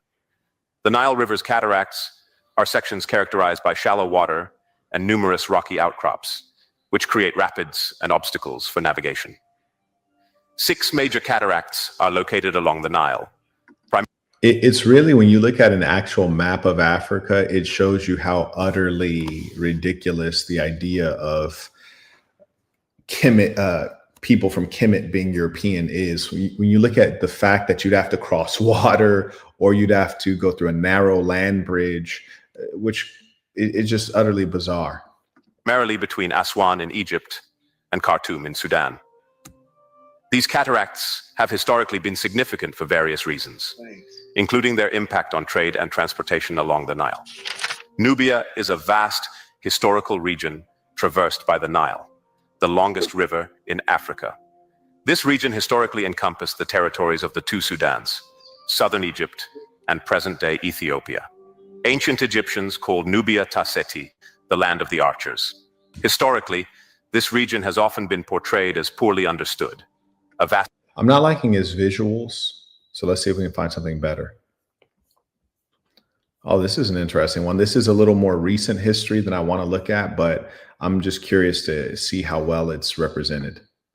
The Romans fought many wars across the realms of antiquity, with the most prominent of these being featured over and over. And as you can see here in this representation, which is accurate, Roman expansion, which is to say the expansion of a European power, you see it's gone clean into Egypt and even deeper. So there's no surprise that those who today call themselves Egyptians are a people of mixed blood, inasmuch as they've been conquered. And when you get conquered, you suffer RAPE, you suffer various levels of integration, be it willing or unwilling. So the idea that they're claiming the original inhabitants of Kemet were European or Arab, it is just a reminder that there is a competition to see who's better at lying between the Europeans and the Arabs, or shall we say the Christians and the Muslims, who themselves are at war with one another for dominance. That's why you even see in Dearborn, you have the psychotic white supremacists going to Dearborn, Michigan, and protesting the presence of the Muslim community, which is ironic because the claim is that we have freedom of religion in these United States of America. But we, in fact, do not have freedom of religion. That's, again, one of the lies that the white supremacists promote. The reason they say this is to make you feel free. But if you try to exercise the freedom, then you realize it's all a farce. It's a schism. Over again in mainstream documentaries. However, there are many forgotten wars that are just as fascinating and well worth exploring. They introduce us to overlooked cultures, and especially make us question just why these wars were forgotten in the first place. In this video, we'll be exploring the Roman invasion of Kush, the kingdom beyond Egypt, which had claimed the head of Augustus. Now we're talking about Kush, not Nubia. So I'm going to see if I can break out another slide for Kush.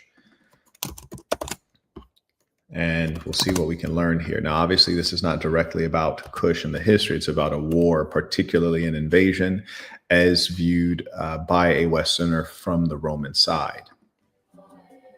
This video was sponsored by Nature has the richest and most varied content anywhere. Ancient, modern, current, war, biography, or about which dives deep into the talent and ice. Sign up today to Monster. Located in modern Sudan, it was a region with a rich history dating back thousands.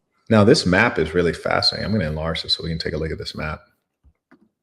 So this map we see in the upper, we have Lower Egypt and Upper Egypt. And, to me, it's a bit counterintuitive because I think of lower as down this way, and I think of upper as up that way. So it's a bit counterintuitive, but let us all remember that Lower Egypt is north and Upper Egypt is south. And I'm gonna make some notes on that one because I want people to really remember that one. So early history, this is Egyptian history here, which Egypt and Sudan are very much so connected. I'm just gonna make a note here. And mind you, these kind of counterintuitive names, it's not the first time the West has created counterintuitive names. Upper Egypt is the South. And we'll just do it like this. Lower Egypt, North. Okay, there you go.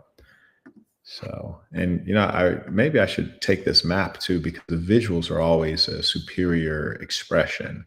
So what I'm going to do is I'm going to screenshot this and add this to our presentation. Boom. There we go. Wish I'd have did a little bit better job at screenshotting that, but I think it'll do fine for our purposes. So I'm going to add that to the presentation to give you a visual sense. Now let's get back after it. Thousands of years, virtually to the birth of human civilization itself. I also want you to notice that it has Lower and Upper Nubia.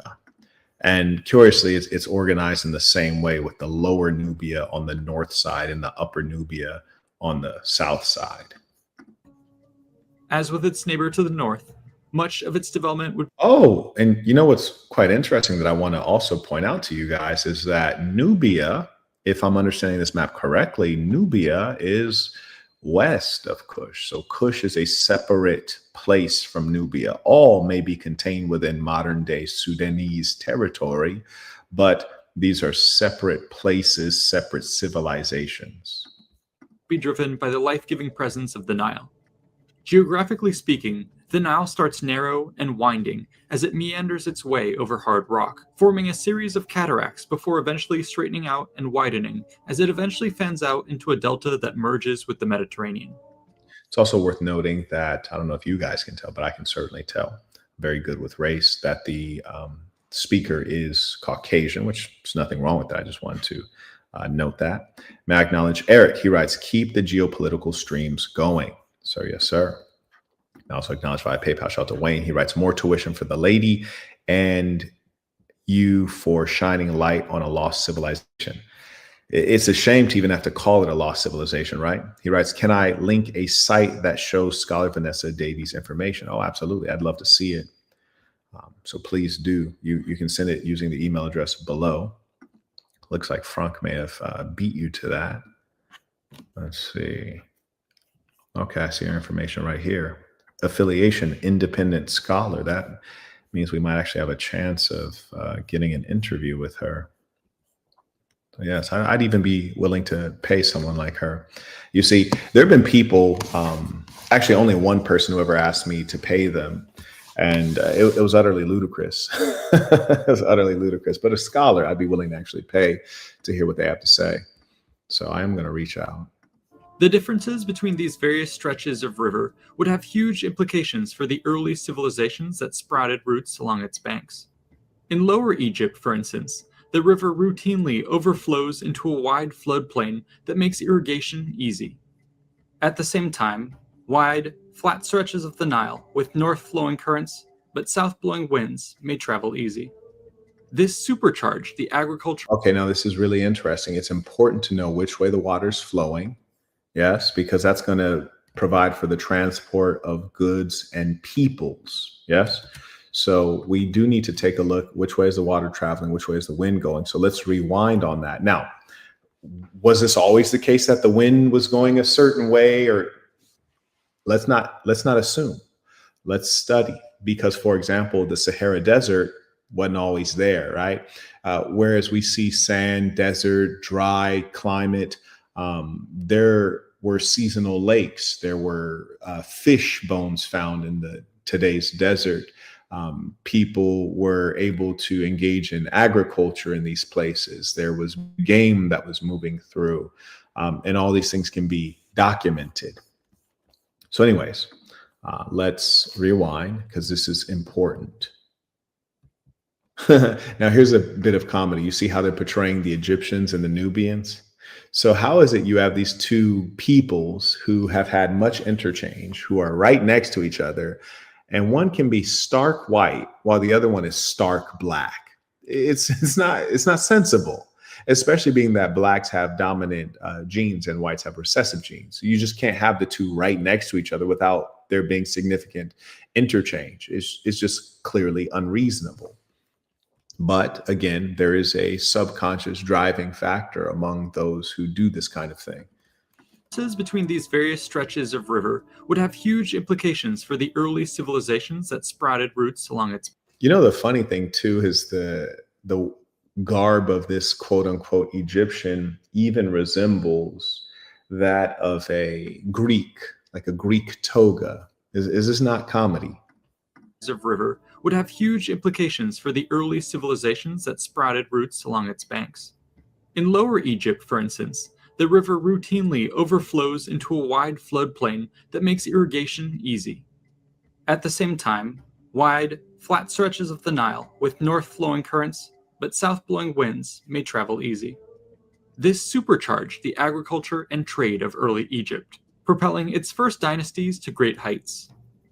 Upper Egypt too benefited from these geographic boons, though perhaps to a slightly lesser extent. However, once one hit the first cataract, things began to change. The narrower Nile had a much reduced or non-existent floodplain. These climate-related and environment-related explanations of human development are really important. They're sensible, and it shows why certain civilizations may develop faster or slower because they have less to work with. It's one of the few things that make very obvious sense when you go through the historiography of certain peoples. So I think this is a very important thing that he shares. Also, I will give one warning that you do not share other content creators in my live chat. If you really actually believe that, you can use the information below, Venmo or PayPal, or you can use the information in the YouTube video description to share the information. We've said that many times. You will be blocked moving forward. That was the one warning I'll give in this conversation. While the winds blew less favorably and rapids or waterfalls made continuous waterborne travel difficult. The potential for agriculture and trade were therefore diminished, and a natural break occurred between the lands of the north and south. Yet that isn't to say they were completely separate. In fact, their histories were long intertwined. While Egypt of the 3000s BC was first united in the early dynastic period, the lands of Nubia played host to a variety of tribal kingdoms. Chief among these was the kingdom of Kerma, which eventually gained control of the Okay, now this is important because Kerma was mentioned by Dr. Davies just a bit ago. So let's rewind it and re-listen. And the most intelligent thing you can do is to listen twice, 3 times, 4 times. Make sure that you truly understand. Don't let things get past you. in the early dynastic period, the lands of Nubia played host to a variety of tribal kingdoms. Chief among these was the kingdom of Kerma, which eventually... So it says the lands of Nubia. And so it's suggesting that within Nubia, there were different kingdoms. So it's identifying Nubia as the land, and then the kingdoms as a different, maybe city-states, if you like, or different civilizations that were on this particular land. So now we're talking about the kingdom of Kerma. Actually gained control of... Chief among these was the kingdom of Kerma, which eventually gained control of the vast lands extending from the first to the fourth cataracts. It appears to have been a highly centralized state which drew wealth from agriculture, pastoralism, animal products, mineral processing, and trade with the African interior. They were a force to be reckoned with, boasting a formidable army of footmen, skirmishers, chariots, and at times even elephants, which frequently clashed with their neighbors. But it was their archers in particular, armed with massive 2-meter bows and cane arrows, that gained a fearsome reputation across antiquity. The Egyptians knew this well, referring to their southern neighbor as Ta Seti, or the land of the bow, and making frequent use of Nubian archers as auxiliaries and mercenaries. The later Achaemenids would also recognize their prowess and drafted them into their imperial army. Now, the challenge with these YouTube scholars is that often they use imagery that's not representative, whether it's AI generated or it's actual historical imagery, but it does not represent what they're speaking about. So the audio track is not matching up with the video track. And right now he has 4 different depictions on screen and perhaps is not giving a great explanation of any of them.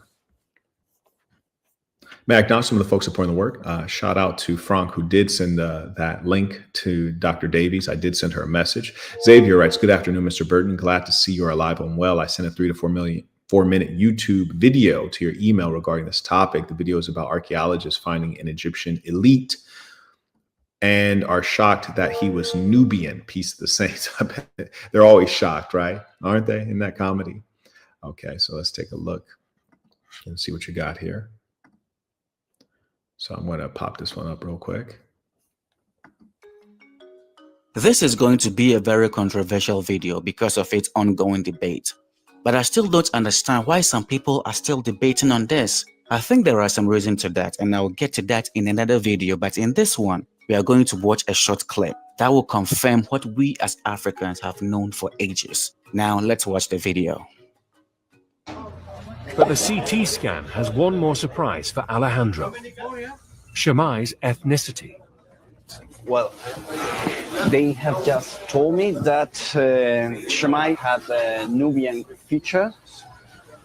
And when we say Nubian, to be clear, Nubian means Black African, which is redundant. But the only reason we have to say Black African is because the Europeans and the Arabs have invaded Africa. Which means that their ruling family was probably Nubian, and that was unexpected. Examining Shammai's anatomy closely, the thickness of his bones and the shape of his nasal cavity, the anthropologists think he was a Black African, likely from neighboring Nubia. A huge revelation that challenges the prevailing image of the Egyptian ruling class. Uh-oh. So you're telling us that the scientific evidence, which is, you can't really lie about that as easily, is verifying that the Egyptian ruling class was Black, whereas the Europeans and the Arabs portrayed them as Europeans and Arabs, which is not surprising. This is the same thing that they did to Jesus, right? Always thought. the ancient Egyptian elite were Mediterranean type. When he says, I thought ancient Egyptians were Mediterranean type, what he means is white. And in this sense, Shema is representing the society of the frontier in which different ethnic groups were mixed. At the end, it doesn't matter the color of your skin. Oh, now you hear him backtracking. At the end, it doesn't matter the color of your skin.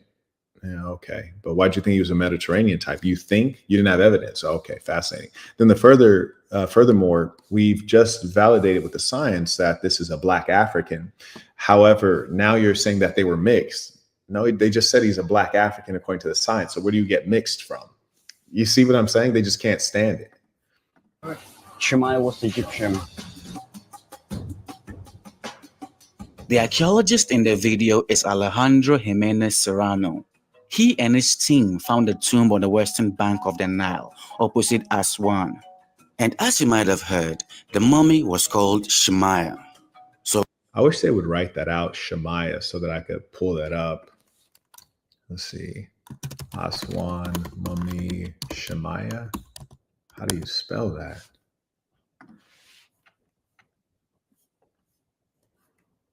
I think I may have pulled it up.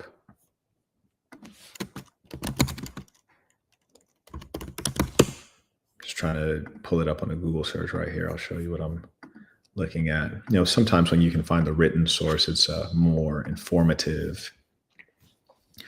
There's no known historical or archaeological reference to a mummy named Shemaiah. The term Shemaiah does not have a Okay, interesting. The black mummy found in Libya. No, that's not what we're referring to. Maybe if I type in the name of that scholar that we were just hearing from, maybe that will pop up. the archaeologist in the video is Alejandro Jimenez Serrano. Let's see, I'm gonna type that in. Alejandro Jimenez Serrano. Okay, let's see. Here we go. Mummy of ancient Egyptian nobleman discovered along Nile River. A tomb holding the mummy of Shemai, the younger brother of a powerful governor in Egypt, has been discovered in Aswan, Egypt, along the Nile River. The structure dates back more than 3,800 years. More than. That's an important part. As you get older, you get blacker. You get to the root of Egypt, Kemet. About 14 members of Shemai's extended family have been found so far in Egypt, with recent research indicating that women play nonsense. The newly found structure appeared to hold multiple burials. Okay. An inscription on the coffin that contained the burial of Shemai, who was the younger brother of Serenaput II, a governor of Elephantine and a military general during the reigns of Pharaoh Sensoret II and Pharaoh Sensoret III. Found the mummy body of Shemai, but we left him in his original position in his coffin. The next year, we will have the opportunity to look at his face. Oh, okay, I'm guessing this is before they discovered that he's a Negro. Let's see. Oh, yeah, that's before they discovered he's a Negro. Let's see. So that was 2017. Does this give us a better... Let's see. They have just told me that... Bro seemed like legitimately shocked. That's wild.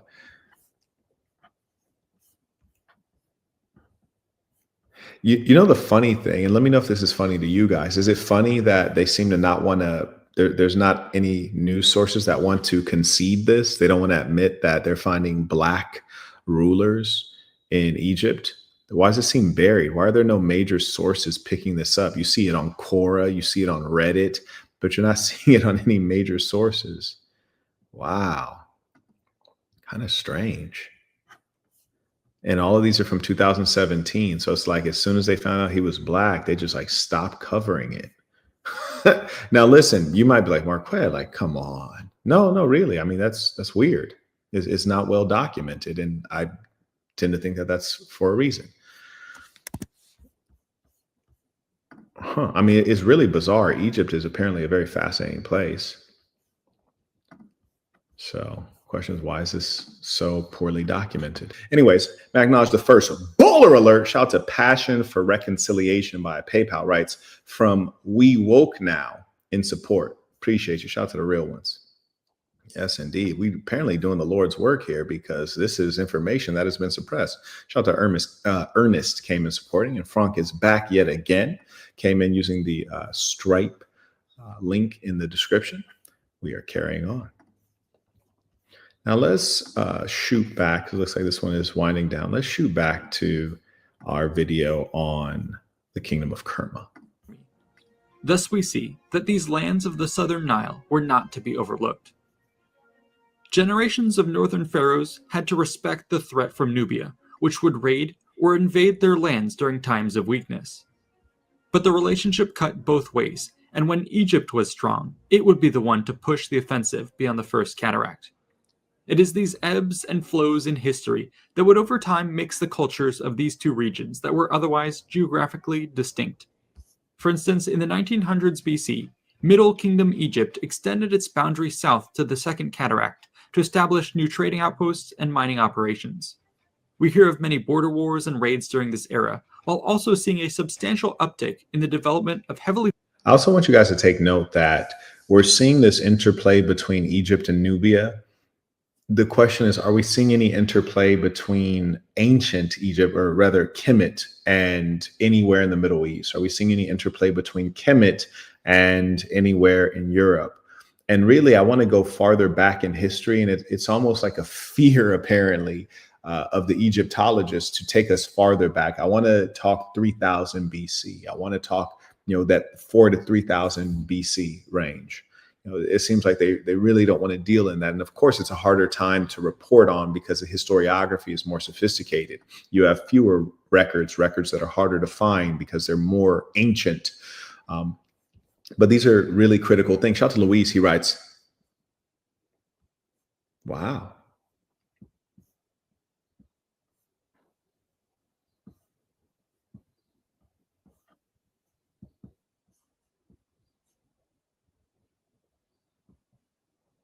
Oh, no, man. It is what it is. I mean, if you're there in a professional capacity and your boss is choosing to do that, it is what it is. Just knock it out and take the best that you can from the event. It's a great opportunity. Congratulations. Calvin writes, peace of saints. May I bring you a small gift for Saints Weekend? Sure, I appreciate that. Thank you very much. Thank you. And I appreciate you asking. Acknowledge Akash. He writes, these type of lives are my favorite piece of the Saints. Yeah, it's fascinating stuff, really. Shout out to Dylan, writes tuition. Dylan, I saw you in the Discord, I believe. I see you're getting back out in the world. Beautiful thing to see. I also acknowledge, shout out to Jeffrey, who supported the training center just now. We appreciate you. Carrying on. Fortified towns along the contested frontier. Later, in the 1500s BC, the unparalleled supremacy. I just want you guys to notice we're in essentially recent history.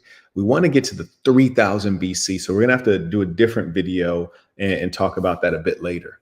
But I just want you all to know that we're kind of in recent history here. Of New Kingdom Egypt would see it push all the way to the Fourth Cataract, swallowing virtually the whole of the Kingdom of Kerma, but leaving much of the heartland regions further south untouched. During these key centuries of direct pharaonic rule, new cities and temples were built, while the local ruling class adopted many aspects of Egyptian culture, including their architecture, religion, language, and writing. Following the fall of the New Kingdom, though, Nubian rulers would return to the helm as the Kingdom of Kush centered around Napata. Its kings slowly gained wealth and power and came to see themselves as the true guardians of the Nile.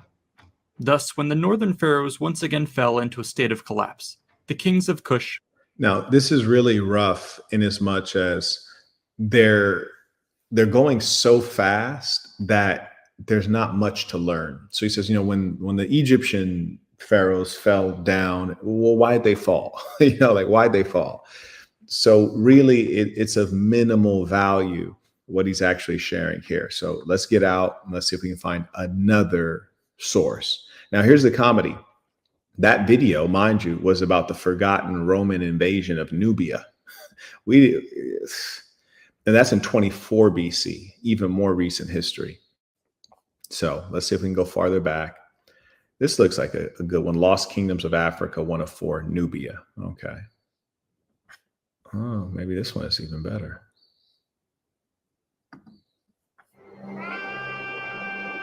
In the burning sands of northern Africa, beneath a hot desert sun, a powerful kingdom thrived for thousands of years.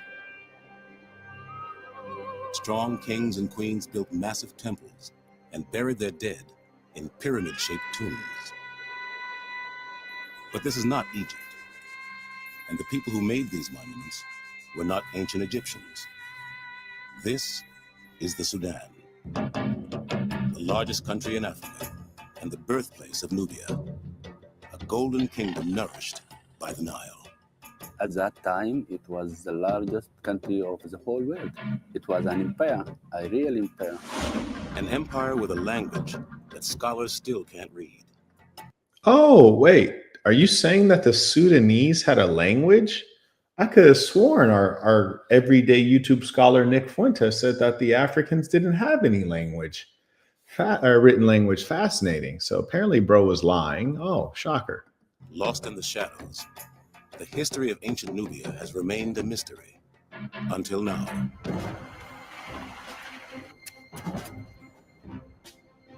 You have the chance to find something for the first time. We're writing the history books right now from the antiquities of this country. From the ground comes evidence of sacred rituals.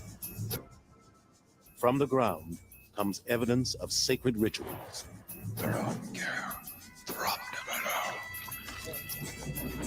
An ancient crime scene. It looks as if someone has deliberately come and smashed this altar into many, many pieces. And a ruthless invasion that may have brought down the powerful empire.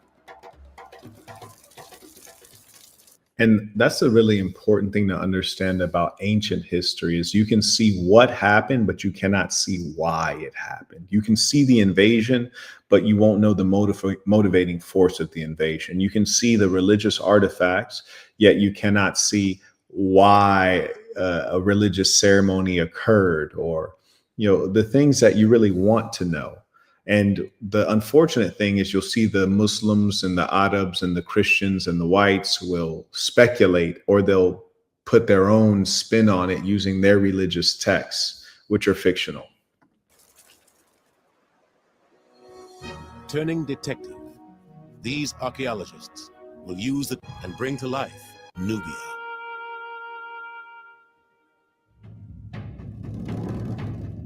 Ancient Nubia began to emerge as a powerful state in what is now Sudan around 2000 BC. Not long after the first... Okay, so it says Nubia started to emerge around 2000 BC, which is actually still, again, not very old, but that's fine. We'll add this to our notes. And so we're going to break out a second Nubia slide, and we'll say Nubia emerged. Let's create a bullet point here. Emerged circa 2000 BC. We'll put BCE, in fact, before Common Era. And I'm also going to take the link to this video, and I'm going to add that to the presentation as well. Carrying on. First Egyptian dynasties had forged their own nation farther to the north.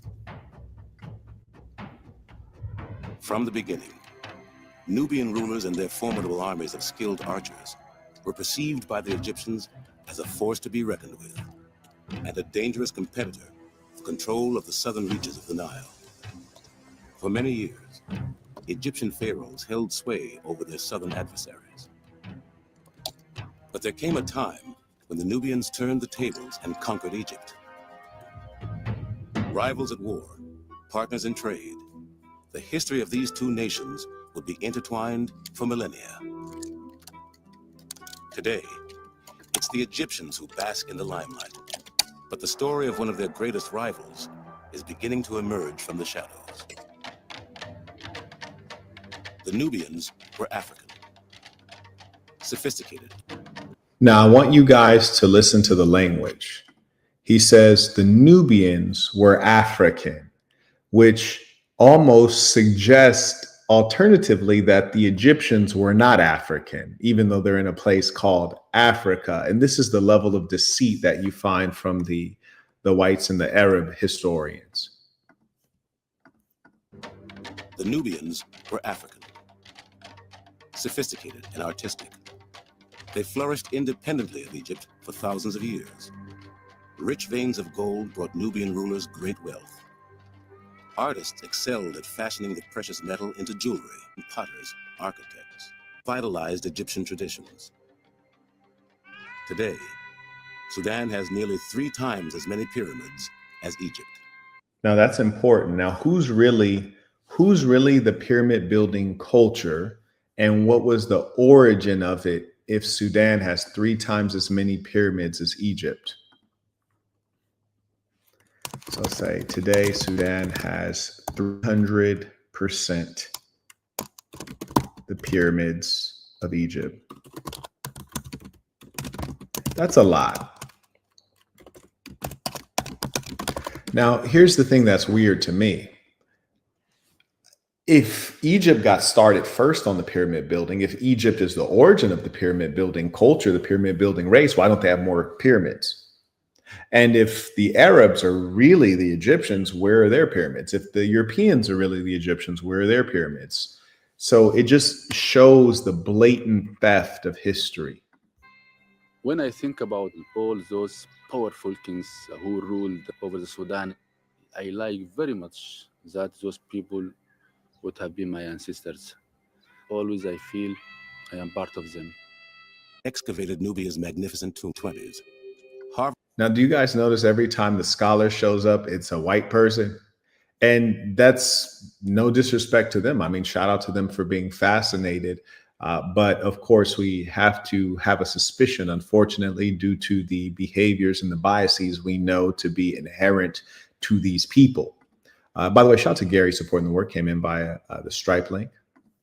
Archaeologist George Reisner excavated Nubia's magnificent tombs and laid the foundation for a chronology of kings and queens that spans more than 1,000 years. We have their names, but many of their stories are still lost in the cryptic code of the Nubian script. To decipher the language, archaeologists dream of finding a new Rosetta Stone, like the one used to translate Egyptian hieroglyphs in 1822. That would be absolutely fantastic if we were to find such a document. It's a scholar's dream to find a clue to solve a puzzle like this. City in the Sand may hold the key to unlocking Nubia's past.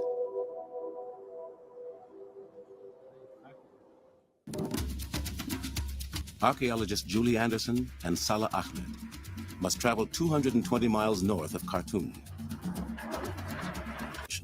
the modern village of Dangale, mounds of sand, 1,000 years old.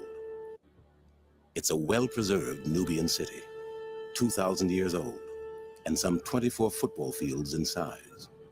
Now, 2,000 years old is not even really that old. That's just like around the supposed time of the birth of Christ.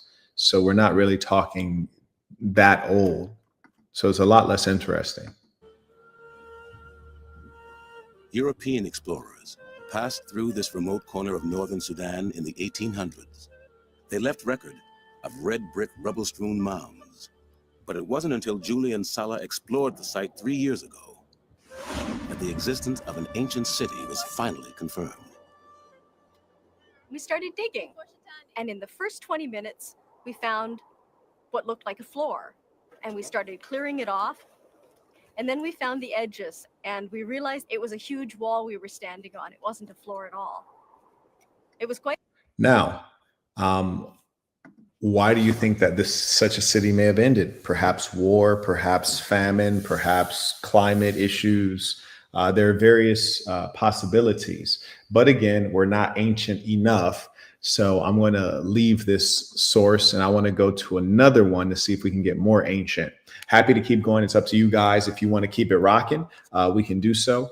Send it in using the information below and we will carry it on.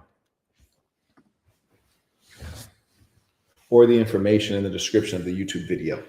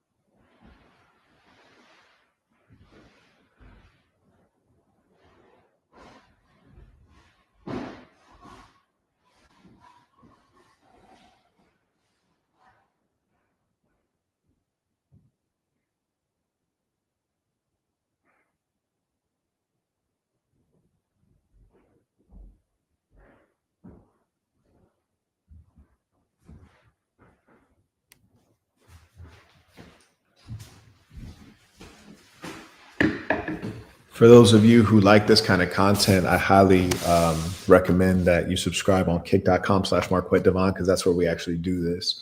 You're just kind of catching on. We're probably 3 episodes in, or 3 sessions in. May I acknowledge Mr. Chambliss? He writes, there's also some evidence that shows that Europeans, Arabs, and Iranians shared some common origination and have some overlapping genetic stock. It is said that non-brown eye colors originated in the Middle East near Jordan. May I acknowledge Ramon writes, please keep class in session, Mr. Burton. Peace to the saints. Peace to the saints. Good to see you. Been a little while. Shout out to Wayne. He writes, more tuition for the amazing research and work, saints. Don't forget to support the training center. Anything helps indeed. And I can't wait to get to building, right? We need to build the pyramids of our day. I acknowledge Gary came in supporting the work. I think this is the second time for Gary. Also, shout out to Ernest supporting as well. Came in using the Stripe link. And may I acknowledge like the 1% of men and women who support. Shout out to you. I appreciate you. And thank you to those who are members, to those who watch for years on end and never support. I hope that you one day feel the abundance. Anyways, let's go ahead and get after this work. We suddenly began to understand that the site was absolutely huge, much, much larger than we had ever anticipated.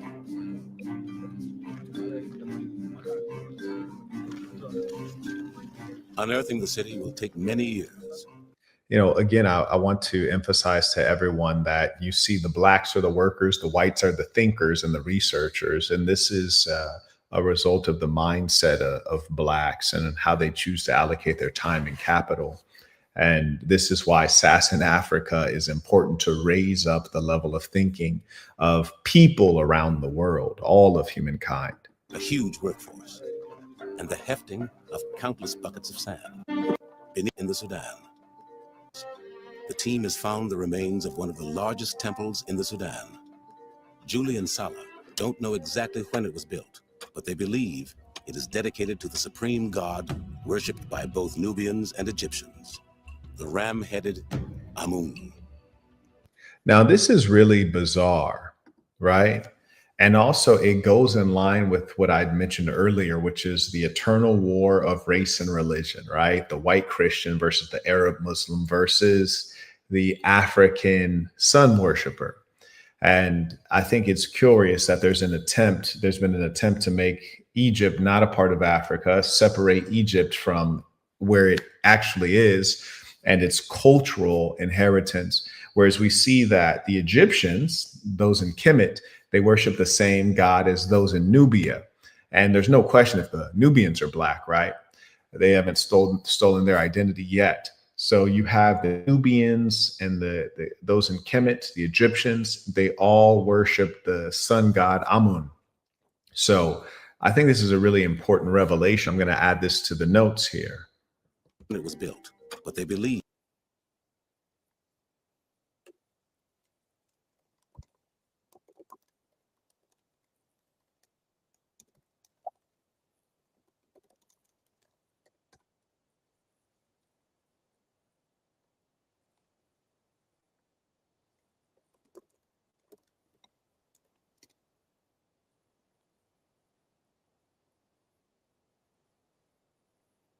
courtyards Salah has ever seen.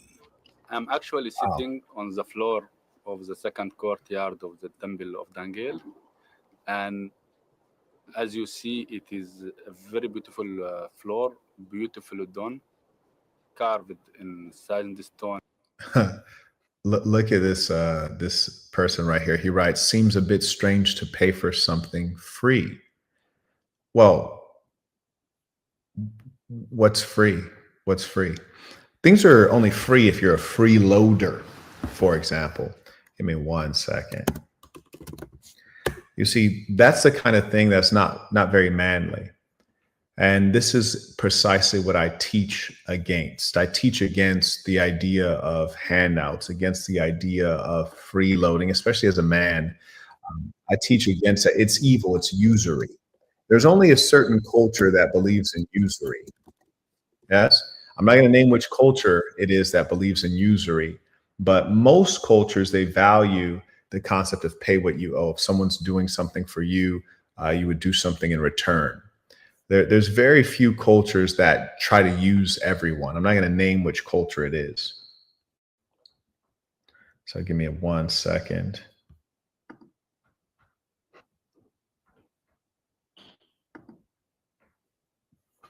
Okay, very good. So I just banned this person. And in addition, what I'm going to do, because I absolutely despise freeloaders. This person writes, would you pay for something that is free? I'm a man. I'm a man. I pay what I owe, which is to say, if I'm getting value from something, then I'm going to, yes, I'm going to pay for what I'm getting value for. So absolutely, just as I wouldn't accept anything for free. And I always remind you of when I moved into this neighborhood and I went to the church and they offered me breakfast and I refused the breakfast because I never paid tithes to the church.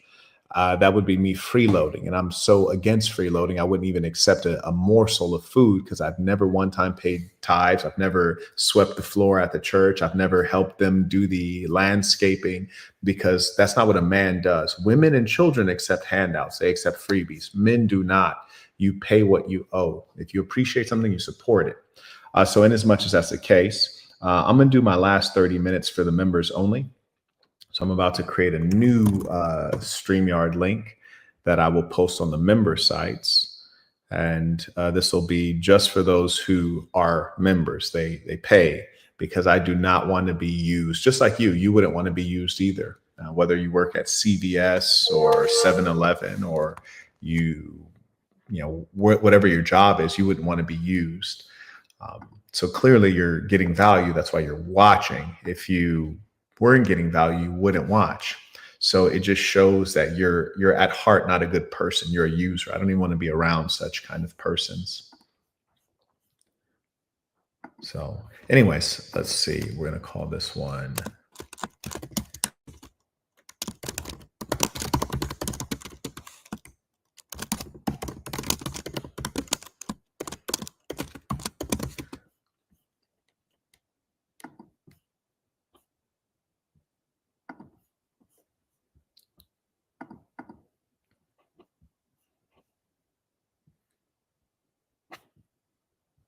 Okay.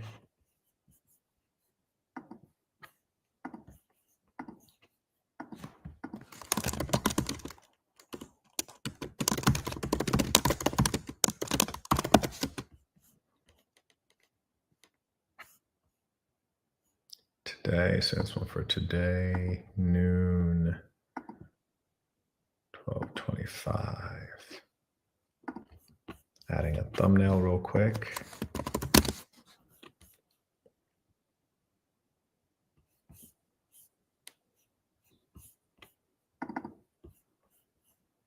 Very good.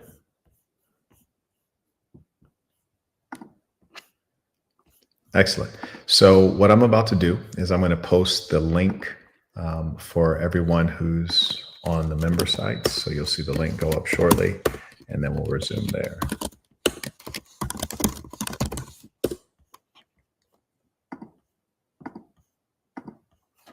Definitely that kind of a person, not my kind of person. And I advise you, if you ever have people around you who would use you until there's nothing left, they take from you but never give anything back.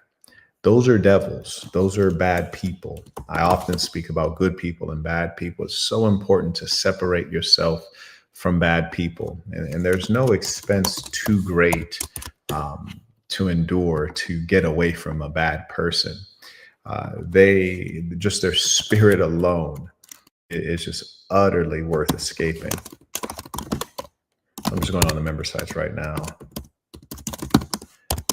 to post this for those who are actually members of this thing of ours. And indeed, don't post this link on our Discord. Leave it on the member sites. You'll find it there.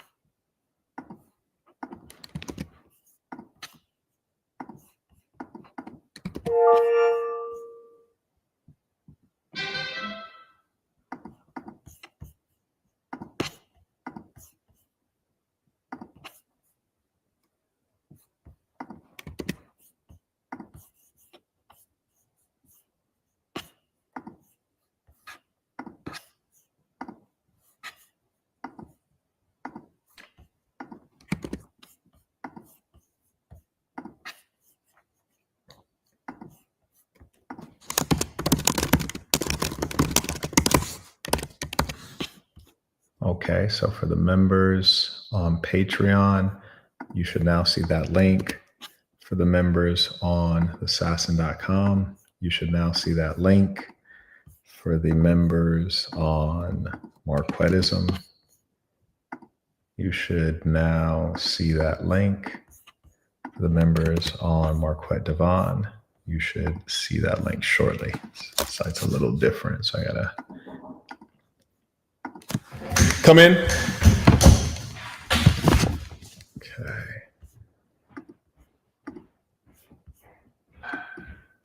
Okay, so for the members on Marquette Devon, now you should see that link. Give you guys a little bit of time to make sure you guys can find that link, and then we'll move on over there. Thank you. Morning. Just a heads up, we might head out tonight or today, so just be ready on standby for that.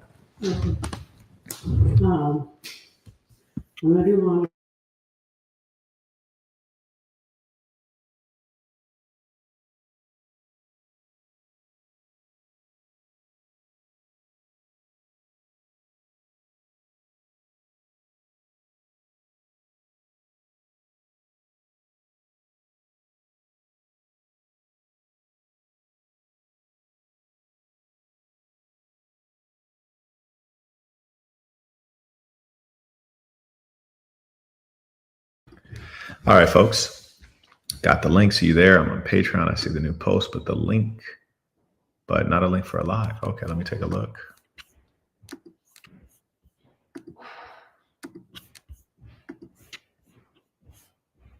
Is there anyone else on Patreon that can confirm if they're having any issues with the link there?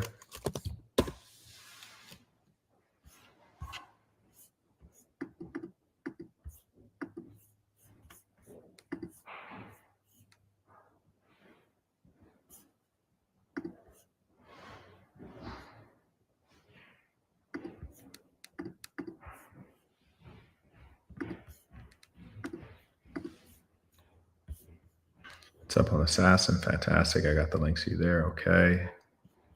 Is there anyone else on Patreon that's having an issue with the link?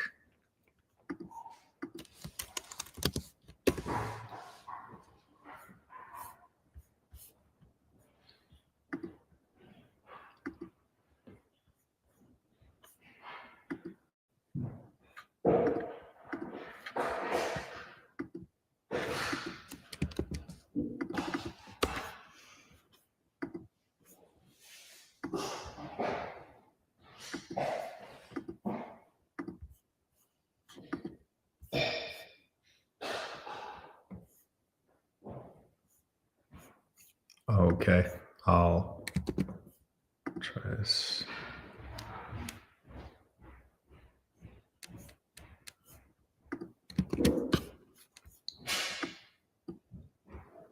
Okay, refresh Patreon. I just added a link in the description, so that should help you. And so what I'll do, ladies and saints, is I'm going to cut this now, and I'll see you in about 5 minutes. So 5 minutes, we're going to get it in. See you soon. Peace of the saints.